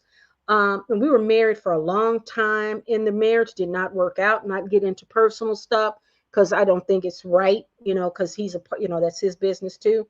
So, but it was a decision that had to be made. And it was devastating, y'all. So I was crying so hard. And I remember saying, God, it was like the pain was so hard. It was just, I said, God, what do I do? And God, listen, y'all, I swear, it's not a voice. It's not a voice. It's a thought that comes in. You can tell. And I'm going to play Dave Smith, what he said when he was an atheist for many years. And then he found God, and he's going to explain exactly the way I said.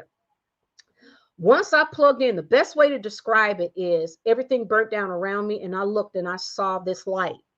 And God was like, you're going to be okay. He said, just surrender to me, trust in me. Trust in me, take it one day at a time, you will be all right. What does that mean? So I started joining women, like, those self-help groups, things like that, where women read a book on self-help, on God, those that are faith-based. I started surrounding myself and having like I would go to meetings, things like that. Al-Anon meetings help. Children of alcoholics, helped. So I started piecing my life back together and giving God time, quiet, and meditation. I can't do the 20 minutes twice a day like the transcendental meditation does, but I guess what I'm doing is working, because fast forward, I am now, I went to therapy about 13 years, y'all, 13 years. And God is real. And I can tell when I'm not plugged in. See, the thing is that each day is a new day. Each moment, sometimes you have to stay plugged in. When I don't really get up and I do my prayer, my meditation is like 5 minutes, because, I get so busy, but that's enough. And I do my reading from my, my daily reflections book or something. I need some spirituality in there. And then I may talk to a family member or a friend, ways to stay plugged in. If I don't do that, I can tell, because I'll get more angrier, I'll get more impatient, I'll get more frustrated. I get a little bit more mean. That means I'm not being plugged in. And I have to always keep doing that inventory and that self audit. So he is real, y'all. He's real. That spirit is real. They're God of money. That's what you meant, Deborah. I got you. Yeah, God of money. And who want to live that way? Think about it. And these, would you really want to switch places? No, hell to the no. I do not want to be living in a $30 million house trying to find a way to keep up with it and running against time, because you're that prince you're trying to hold on to. He's got his own demons and his issues. You ripped him from his family. That's what she did, girl. You have no control over him. And trying to live that lifestyle, you're going to be on this hamster wheel for the next 30, 40 years. Why would you want to live that way? Why not scale down and get a $1 million townhouse or something? Which, and why do you need the guards? Here's an idea. How about not picking a fight with the royal family and pulling that one of their most valuable assets out of there? And they could have been behind them royal walls. She could have stayed mute. They weren't going to fuck with you, girl. They weren't thinking about her. The problem was she kept receiving narcissistic injuries because she kept, bumping up against Catherine. It's like, girl, that was not your life. You were never going to be that anyways. So just be grateful for what you got and take your husband, and you took vows. Cherish that. It's not Meghan Markle's fault. It's those who give her the platform. You know what? Yeah, they're the ones that allow her, but those are a dark force. But it's her fault, though, because she's the one that's choosing to do this. She's the one that married that man and ripped him from the royal family, basically stealing him, ripping him from all that he knows in the protection, and take him to nasty ass Hollywood. She did that. They didn't force her. They just using her. They see an opportunity to exploit her. She thinks she can use them too. Those who dislike the royal family or use H&M to crack the armor of the royal family. Yeah, there is a strong anti-monarchist element in that camp. I do believe so. Eunice, hey Eunice, how you doing? I wonder if Meghan's mom would write a book. There's something shady going on between her and Meghan's relationship. Oh yeah. She didn't even wish her own mom a happy Mother's Day. That's crazy. How do you walk this earth, but there's some history there? You never know. Her mother would do that. I bet you she probably got her mother on an NDA. Yeah. Oh yeah. Meghan Markle. Yeah, she a dinosaur. You can't tell her that. Should Harry change his last name to Spencer? That would allow Meghan to change her to Spencer as well. Meghan may be sending Harry down her rabbit hole again. Meghan believes she is Princess Diana reincarnated. Renee, you think she go? You think Meghan's gonna change her name to Diana next and say, and do those weird interviews where she said, "I talked to Diana when I was doing yoga." Remember they said that? That's crazy. That's crazy. I think that if Harry were to do Spencer and eliminate all the royal family, but he would need to do that too. And I don't know if he's gonna do that though. But yeah, I would. I would love to see how that rolls. I heard that Prince Harry wants to change his name. Hey, Eliza.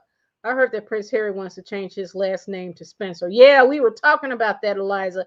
If he changes to Spencer and excommunicate himself, what's the term they use when he wants himself cut? Just cut himself out of the line of succession and get rid of that Mountbatten Windsor name that he's got. Get rid of the Sussex. Say, I'm Spencer. I do not want to be considered royal. I just want to go in. I want to live my private life. I will never discuss my family again.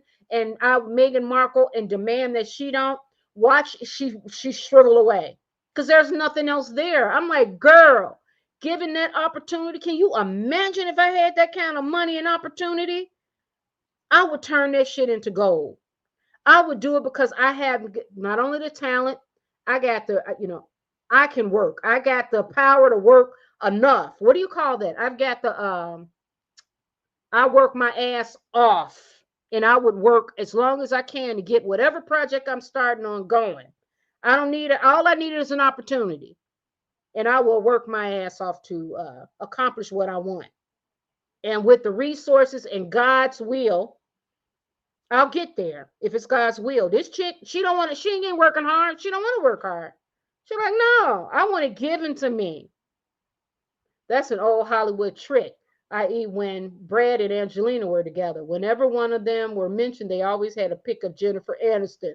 The machine is working well for Meghan Markle. Yep, that is good. I didn't think about that. That's so true. Ari Emanuel, that machine is really working. Oh, this is going to be interesting to see. Okay. Meghan Markle's after the teenagers, not matured women. Yeah, but them young kids ain't thinking about her. I promise you. They not. This young generation, they are not thinking about, and they don't even like royal. They ain't thinking about the royals either. That's the thing. They, all of this shit, they don't put that, they don't do it. These kids are not paying. You think them on TikTok give a shit about Meghan Markle? What did Cardi B call them? TikTok hip shakers?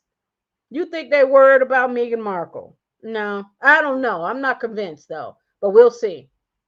Eliza says Meghan Markle is nothing special to anyone but her husband. Yeah, and that should be all that she wants, right?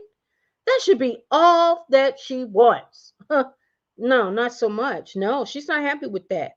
All the blessings God has given her. Wait a minute, more money than you can dream of, a beautiful house with beautiful, in a wonderful, luxurious community.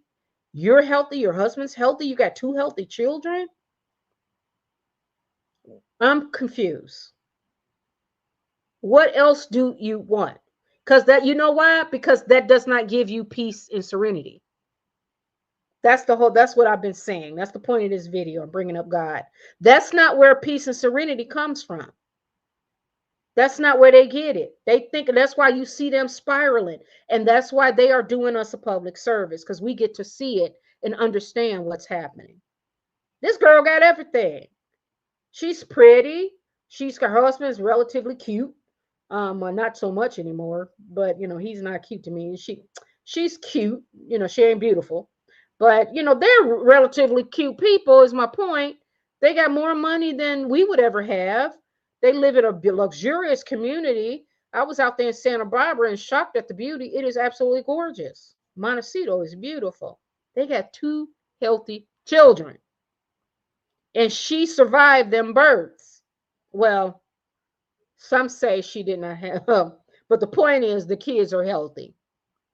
That's a blessing, y'all. That is a blessing. And they're not happy. You know why? Because that's not where you get your peace and serenity from. I'm 100% agree with you. His movies are overrated and not even funny. That Medea nanny character. Yes, Eunice. It's like, and come on, why do they put him up? And you know his history. What is this? What's the man's name? That see, I'm terrible with names. I just said his name too. That blew the whistle on him, and now he's quiet now. So we already heard you, man. So it's out. But you know what? Why would they put that? Instead of Hollyweird putting Tyler Perry up, where's Tyler Perry? What about the other? Like, I like this Kugler guy he did Black Panther. He also did Sinners. He's very talented. What about the other one that did Get Out? If they want to push up and promote talented people of color, do that. But why does it have to be some member of the cabal? And why does it, you know why? Because them dark forces, you cannot become a member unless you play in that game. And what does that game involve? We know what that's about. They illustrate it to us every chance they can get. Trying to turn our boys into girls, trying to sexualize young girls too early. You got J-Lo and them doing freak offs at the same music awards that Michael Jackson, one of the most talented human beings ever lived, was moonwalking. And then now y'all gonna do freak offs during the Puff Daddy whole trial where freak off is on display. Okay, tell me that's not a cabal. I have never watched a Medea movie show. However, it is odd that a man who has his own studio, still making a movie with a man wearing a dress. The agenda is real against our black men. They like to, yes, they do. I believe that. You know that actor, let me pull him up. The actor from Get Out, they got him in a dress, and he's Stansfield. It's Stanfield, I think is his name. Hold on one second. Let's get this bitch off the screen. Hold on. Get Out actor in a dress. Wait a minute. What is his name? No. Get Out actor star. Star cast. I gotta pull his last name is Stanfield, I think. Yeah, Lakeith Stanfield. Let's pull him up. He was in Panther too. He's an excellent actor, but I think they got to him.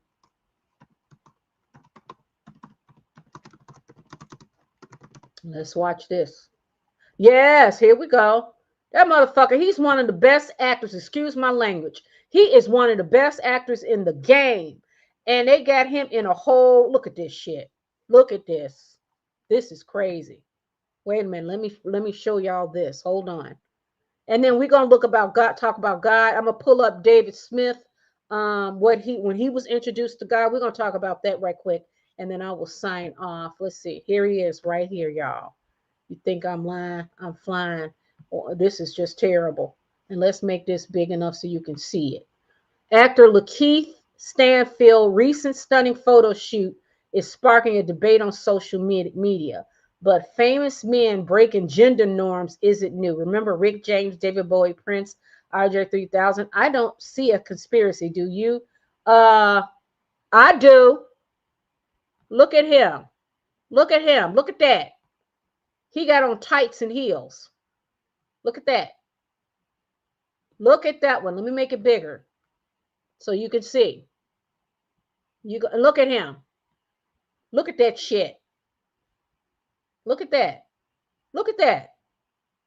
Look at that. They put that man in tights and heels and a tank top. Let's get some more pictures. And you can't tell me they're not turning these men out. You can't tell me you cannot tell me otherwise. They are turning these men out. Hold on, let's get some more pictures. And then they're going to try to make you think that's normal. No, it's not. That's not okay. I don't give a damn how much they want to spin it. Hold on. Let me see if I can get some more pictures of him. Oh, my Lord. They call it a stunning photo shoot. What kind of shit is that? They like to feminize these black men. Turn them out. Oh, he's in a hole. Look at this. He's in a hole. He got high heels on. Hold on one second. Hold on. Let me put this back up. I'm sorry. I didn't know I took it down.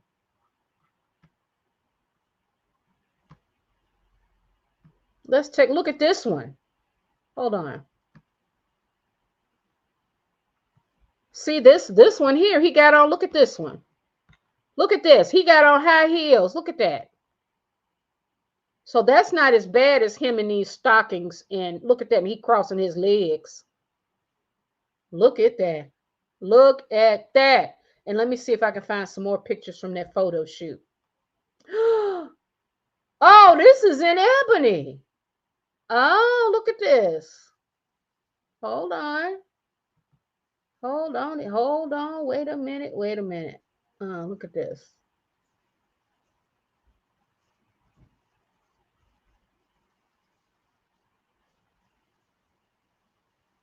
This one is, look at this one. Let me do this one too. This is not really a dress, but now this is Ebony magazine. View this one. You see this one? But I want to see the other one. Let me make this one bigger. So this is in Ebony magazine. So, let me see that other photo shoot because he had some other, yeah, so they got to feminize these men first. They got to feminize them first. Turn them out. You want to roll, this is what you got to do. This is what you, that's the only one that I saw. Let me see. I thought I saw another one too. Yeah, they turn them out, y'all. They like, this is what you gonna do. Oh God, here, look at this one. Okay. This is what we want you guys to do. You want success, you want to make it? This is what you're gonna do. Okay. Look at this. Look at this shit here. Hold on. Look at them. Look at that. Look at that. Look at that. Wait a minute. Can you see this? Hold on. Yeah, look at that. So, okay. Okay, so it's clear that that's what they doing to. Come on now. It's clear. They think it's funny. I think that these studio executives and the powers to be, this is hilarious to them. And if you watch Sinners, you'll see what I'm saying. They're the ones with the power and the control. And they like to, we're like little puppets and they get to exploit. You want to do this? This is what you're going to do. And you have to just have boundaries and say, you know what? I'm not going any farther than this. Because if you do, you selling out your soul. You're choosing money, power, access over your own body. You're going to allow yourself to be turned out by these crooked, dark forces. They can't do it if you don't let them in. They cannot do it if you don't allow them. But you allow them. So, yeah. What Meghan Markle seems to be doing is to latch on to someone with clout to gain notoriety. Yes, she wants to do it the easy way. The hard way would be take the resources that God has blessed her with and build her shit from the ground up. That would be the hard thing to do. She don't want to do that. Oh no, hell no. I tell my kids, there are people in this world that want to do the bare minimum. And they will use you to suck resources from you as an ATM machine, whatever. Hey, Pepper, get back downstairs. Okay, this dog don't listen to me. My daughter's dog. She got a little Bichon Frise. But yeah, so you know what? You get my point. She could work, but I know what I was saying. I was telling my kids, there are people out there that's going to do the bare minimum. So you have to just say, hey, and they will use you if they can. And Meghan Markle's one of them. She ain't trying to work now. She's like, no. I want to get up to Jeff Bezos level like Laura Sanchez, but Meghan Markle, you did not marry. You married the spare. Yeah, you did not marry a Jeff Bezos. And you cannot compete with Laura Sanchez because Laura Sanchez, she go work out and she's I wouldn't say she's a blueprint, but I think she's a smarter 304 that happened to get lucky with Bezos. But Meghan, you can't catch that. So stop. Well, he could change it to Markle. Oh, that's good. You know what? That's what he should do. He should change his name to Harry Markle. That is brilliant. That's right. Say you taking your wife's name, Harry. How about that? Oh, Lord, that would be funny. Maybe the reason why she mentioned the name to Mindy on her show was to say to Harry, we're Sussexes now. We're Sussexes now. Girl, you a fake royal. You'll always be a fake royal. Nobody looks at you seriously. And the thing is, I don't think she's trying to get the younger people. I don't know. You're right. I think she is. I think she's trying to get anybody that, she's throwing everything out the wall and trying. But it's crazy. Someone suggested that Gwenyth and Meghan Markle be good together because they're both mean girls. Yeah, I hear Gwenyth is a mean girl too. But Gwenyth is not going to share the spotlight with no Meghan Markle. I don't see that one. 304. Yep. Turn it upside down, Deborah. It'll show you what it is. Judge Joe Brown really broke it down with Tina. She was a PC of work. She was a PC of work, allegedly. What? What is PC? Ooh, PC. Yes. Tina Turner has a past. Of course she does. But you ain't gonna know it. Because when she interviewed, it was because she had something to say. You're not gonna stumble on her and she just vomit at the mouth whatever word just coming out without it being planned. No, everything was planned, and she did not open her life up to the media, because doing that is very stupid. Because what happens is, once you open the doors, you are inviting the spotlight on you. I'm talking about these celebrities. Nobody gives a damn about everything. These celebrities, wouldn't you want to know what Tina Turner does in a normal day? I wonder how her bedroom looked. I wonder, how does she look during her last days? How does her hair look without the wig? Like, how, those are the things I want to know. But you will never know. You will never, never know. Nope. You will never know. I did see Sinners, but wasn't what I expected and didn't understand it really. Yeah, Eunice, it's one of those, you either, because my sister-in-law, she didn't like it. She didn't like it. But it's one of those you got to watch a second time. But the message I got is that basically good and evil, and you do have to kind of be careful about who you invite in your life. But yeah, my sister-in-law didn't like it, but I loved it. My kids and I, we loved it. They all had to go through Weinstein to get the idol. Yep. And you know something, it's like you could say no. So think of the people that did say no. Terrence Howard did say that he went off on, it was alleged Weinstein. No, Cat Williams said Weinstein asked him to, give him a BJ. Terrence Howard said he had to jump out and go off on some of the those men, producers or directors or whoever was trying to come on him like he was a woman. That's what Terrence told Bill Maher. I want to share with you guys David Smith, this video, okay? I saw him on Tucker Carlson, okay? And Dave Smith, you've probably seen him around. He's been talking a lot about this whole Israeli-Palestine thing. He's also a comedian. I've seen him on Joe Rogan over the years.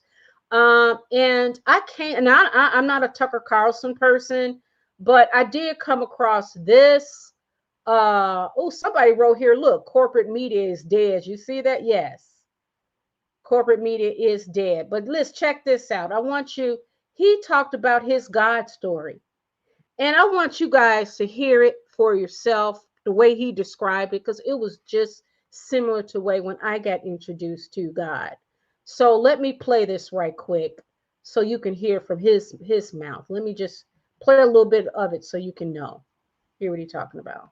I mean, I was an atheist 10 years ago. What happened? I had my daughter. I found God the day my wife delivered our first child. I go out and I'm in the hallway in the maternity ward for the first time years ago. What happened? I had my daughter. I found God the day my wife delivered our first child. I go out and I'm in the hallway in the maternity ward. For the first time, it hit me that like something could go wrong and that I could leave here alone. Something could go wrong, that I could lose the baby. I could lose my wife. And it's totally out of my control. And like, as this started hitting me, I started like really getting emotional. I'm crying in the hallway of this maternity ward. And immediately I just started talking to God, not just talking to God, but like negotiating with God. Dear Lord, if you make sure that they're okay, I'm going to be the best husband and the best father in your life. Have you ever prayed before? No, never once in my life. In the moment when it was really all on the line and out of my control, I wasn't thinking maybe God exists. I knew for a 100% certainty, unlike nothing I've ever known in my life, that not only did I know that God existed, but I knew what he wanted from me.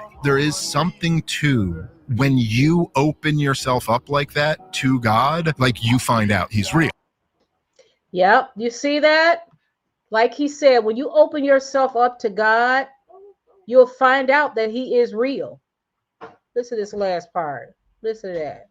Existed, but I knew what he wanted from me. There is something to when you open yourself up like that to God, like you find out he's real. That's right. I was an atheist. That is right.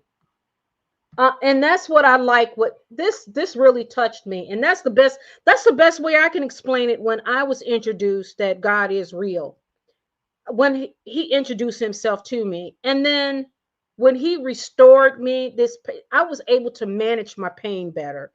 I trusted that it was going to be okay, and I had to do things to make sure that I got myself on track. And what were those things? To add more spirituality in my life, to to make amendments to my family, my siblings, to build that relationship back, to start making friends that are more in alignment with how I want to live my life. Really taking time to invest in therapy and also finding ways to give back to others. Once I started doing that, and then I started having peace, the pain doesn't go away. I had to grieve my father and then our childhood and coming from a traumatic childhood, all that. But there is peace there. And when I plugged in, there is peace. And then that's how he reveals himself to you. He's like, trust in me. Just trust. I got you. Just trust and follow my steps. And I promise you, you will find peace. And I have. And I think that's what he's talking about. He finally saw God when his wife, and you know, those of you that have birthed children, I've birthed two, had one C-section, one vaginal delivery. You got one foot in the grave and one foot out. Always. I remember when I was in the hospital ready to have my son. And why did I ask the nurse, like, have you ever had a bad story? She told me about this young girl that came in. The family had balloons and everything. That girl had an amniotic embolism. So there must have been amniotic fluid that went through one of her blood vessels, or one of her arteries or something, and it caused it. Yeah, she had an amniotic aneurysm or something they call it. It killed her and the baby. And I'm like, what did I ask her that for? But I would, and then I was like, okay, give it to God. And I was, I guess in my brain, the hormones and stuff I was just so excited to have my son because I was just embarrassed. But yeah, you got one foot in the grave and one foot out. So he knew, he was aware, acutely aware. Oh man, this is gonna go bad. This could easily go bad. And God blessed him. He ended up having two children. I had my two kids, and they're healthy, thank God. But being introduced to that spirit, and once he plugged in to spirit, he knew it was real. He knew. Okay, I'm glad there's a light on the devilness of Hollywood, especially with the whole P. Diddy trial, and also need to refocus on the devilry of Scientology and Tom Cruise being their leader, and abandoning Suri. Yeah, the daughter. He don't have anything to do with the daughter. That's weird. That's because they're not of spirit. They're not of spirit, Eunice. Debbie says, maybe that's why MM goes after Gwenyth. She knows she's gone through the Weinstein. And maybe that's why Meghan Markle shows them no respect. She knows who they are. Could be. But, Meghan Markle, playing it, she's choosing to play in that world. And she's doing that. She could very well shut it down. And Harry would do whatever she wants. She's the one that's in control in that relationship. Harry's not the one that's craving Hollywood. Meghan's the one that's craving Hollywood and build relationships with these people that she's always dreamt of. But it is really not what it cracked up to be. And you think of that machine that's supporting her and all those members of that machine, what are their true motives? Do they really give a shit about Meghan Markle? Come on, these are these people that really care so much about Meghan that they really want to pump her up. They're doing it for a reason. And that's why I always wonder if there's an anti-monarchist element that's really behind it.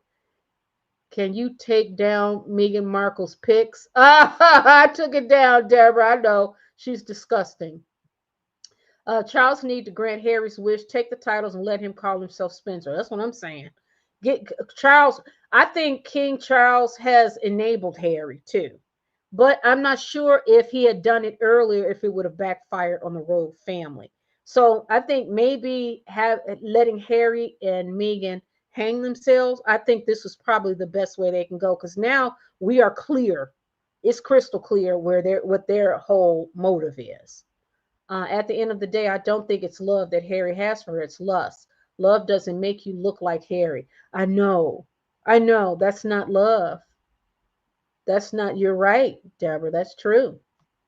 That's right. That's right. I like him. After he said he wouldn't portray a gay man, they then had him dressed like that. Oh, Deborah, I didn't know that. He said, what? Yes, they did. It's so sad. It's like, and these honchos and these executives that really make the decisions, I told you they love to exploit. It is nothing good. They love exploiting these people, men and women. It is really sick. It's like I still want to act. You got play queen. Just saying.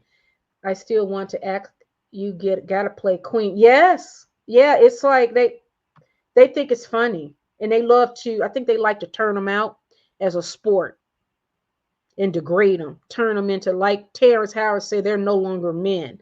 No, they're still men, but I think what he's saying inside their manhood to know that, okay, you want this $3 million check, then you're going to have to let the executive turn you out at a party. And we get to do whatever we want to you. And as a matter of fact, to top it off, we're going to put your black ass in a skirt, in some tights, in some heels, and then publish it in a magazine for the world to see. That's why a majority of the men in the industry get turned out, including rappers. So yes, them too. Them too. Yeah. Yeah. When they were feminine, that means they leveled up. Yeah. Yeah, that's how because those with the power love to play, like pull them like little puppets, treat them like little puppets and turn them out. Think of the mentality. And that is something in that, to be a man. I know women, I feel any man or woman that's being exploited, I think is horrific. Or a child, just anybody, it's horrific. So in that industry, why can't they just give people roles? You would think, why can't they just give people who are deserving a role? Why you have to harass them, SM and all that, and SM and turn them out and drug them and all that stuff? But you know what? At the end of the day, these are dark forces and human beings are flawed. So it is these actors' choice. You don't have to allow yourself to be turned out. You can say, no, I'd rather just forbid. I don't want the $3 million. I'll just make $75,000 a year doing commercials, having bit parts. I'm fine with that. You can choose not to have the money. You could, and then you feel better about yourself. Because to me, at least you're not being turned out. At least you're not living with all that you had to do to make that $3 million. Imagine Will Smith saying that when his bodyguard said he went bust in and Dwayne was murdering Will Smith. Do you know what he meant by that? You a whole man.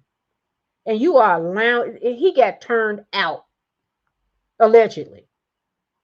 I'm just saying, that's what the guy implied. Will Smith. I think her best work is behind closed doors in my career. Yeah. But she's aging out. It's hard to keep up in that game because it's hard. Them young girls, them young 304s, or those young blueprint makers, they're the ones coming in snagging them, the rich ones. You know what I mean? And Megan, they're 20 years younger than her, 25 years younger than her, and doing it good. And their bodies are tight. They're not, they don't need facelifts and body augmentation because they're in their 20s. Their bodies are already tight. They may get breasts, but they skin smooth. When I was 20, I remember my ex-husband used to say, you eat everything. I was a size 0. I had a no stomach. Okay, guys, side note, I got a trainer. I told you the trainer I had, he's lifting weights in competition now. I've got 12 sessions left to do, right? So he referred me to another trainer at the club. She's 55 years old. She's an Irish lady in my age group, fit as hell. And I was like, oh my God. And she and I, because we're in the same age group, it was like, I am so glad to have met you. So I'm really excited about it. Now, how did I get off on that tangent? I'm sorry. I digress a little bit, but I forgot why I brought her up, but I'm excited about that. So I forgot why I brought, I know why. I know why I brought that up. Because Meghan Markle is still 45. You cannot compete with a 20-year-old. So I was telling, her name is Samantha. I was telling the trainer, I was like, God, when I was in my 30s, before I had my kids, I was a size 0. My stomach was flat as a board. You know what she said? And I thought, she said, Rhonda, that was in your 30s. Now you're in your 50s. So you want a beautiful body as a 50-year-old. Because, when I was a size 0, I didn't have children. And I was younger. Now, fast forward, I want a body that I'm happy with. So trying to be a size. So my point is, I will never be a 30-year-old or a 25-year-old. My body will never look like that. No, not after 2 kids, and not after damn near what 30 years, or no. Well, I'm not gonna tell my. Well, I'm in my mid-50s. You know what I mean. Do the math. So Meghan Markle, she can't compete with them girls in them 20s. Them 304s are ratchet. And then you got to compete with the blueprints who are also working stealth like. Round the question: do you think Meghan Markle pimped the Duke out to any men's? Yeah, I think she's grooming him. I really do. I think that she's grooming Harry. I think she has groomed him already to live that. Because remember, she loves California Hollywood. So, and remember all those people in that cabal. Think about it. All the members of the cabal and who he's been out with. She let her own husband go on a skiing trip with Corey, Kris Kardashian's boy toy, who also has ties with Puff Daddy, who was Justin Bieber's tour manager. Was he involved with exploiting Justin Bieber when he was underage? Corey was also at Kim, what's the girl's name? Kim, the Puff Daddy's ex that died. Kim, whatever her name is. I don't mean to be disrespectful, but I can't think of her name. Her name is Kim. Puff's ex-girlfriend that was dead. Corey was at the house with her body, when they were taking her body out. What are you doing there? And then now Harry's hanging out with John Travolta. Then he hangs out with the Paramount president who got the Nickelodeon. He was producer at Nickelodeon. And his wife. And then Nacho Fine Ass and his wife. I think they swinging. I think that Meghan Markle has groomed Harry. I think Harry, if not yet, he will be all a part of that Hollyweird. Then you're going to see him drinking a lot because he's going to wake up. I told you got to be careful with them too, because they will slip something on you. You go to sleep and you wake up and Harry's third eye going to be sore. Then they got videos on him, and that's how they control you. I wonder if she encouraged a threesome with Mark Anderson. And Marcus Anderson is gay, right? So would she encourage Harry?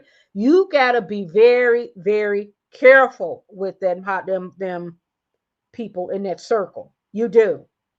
And she ripped Harry out of protection of that royal family behind them walls. There's a protection there.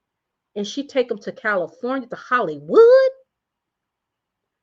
I mean, that to me, so yeah, she's grooming him. Yes, I believe so. I wouldn't be surprised. Yep, and has it for blackmail. Yes. Why you think the rumor is the reason why Will Smith is not leaving Jada Pinkett is because Jada got videos on him.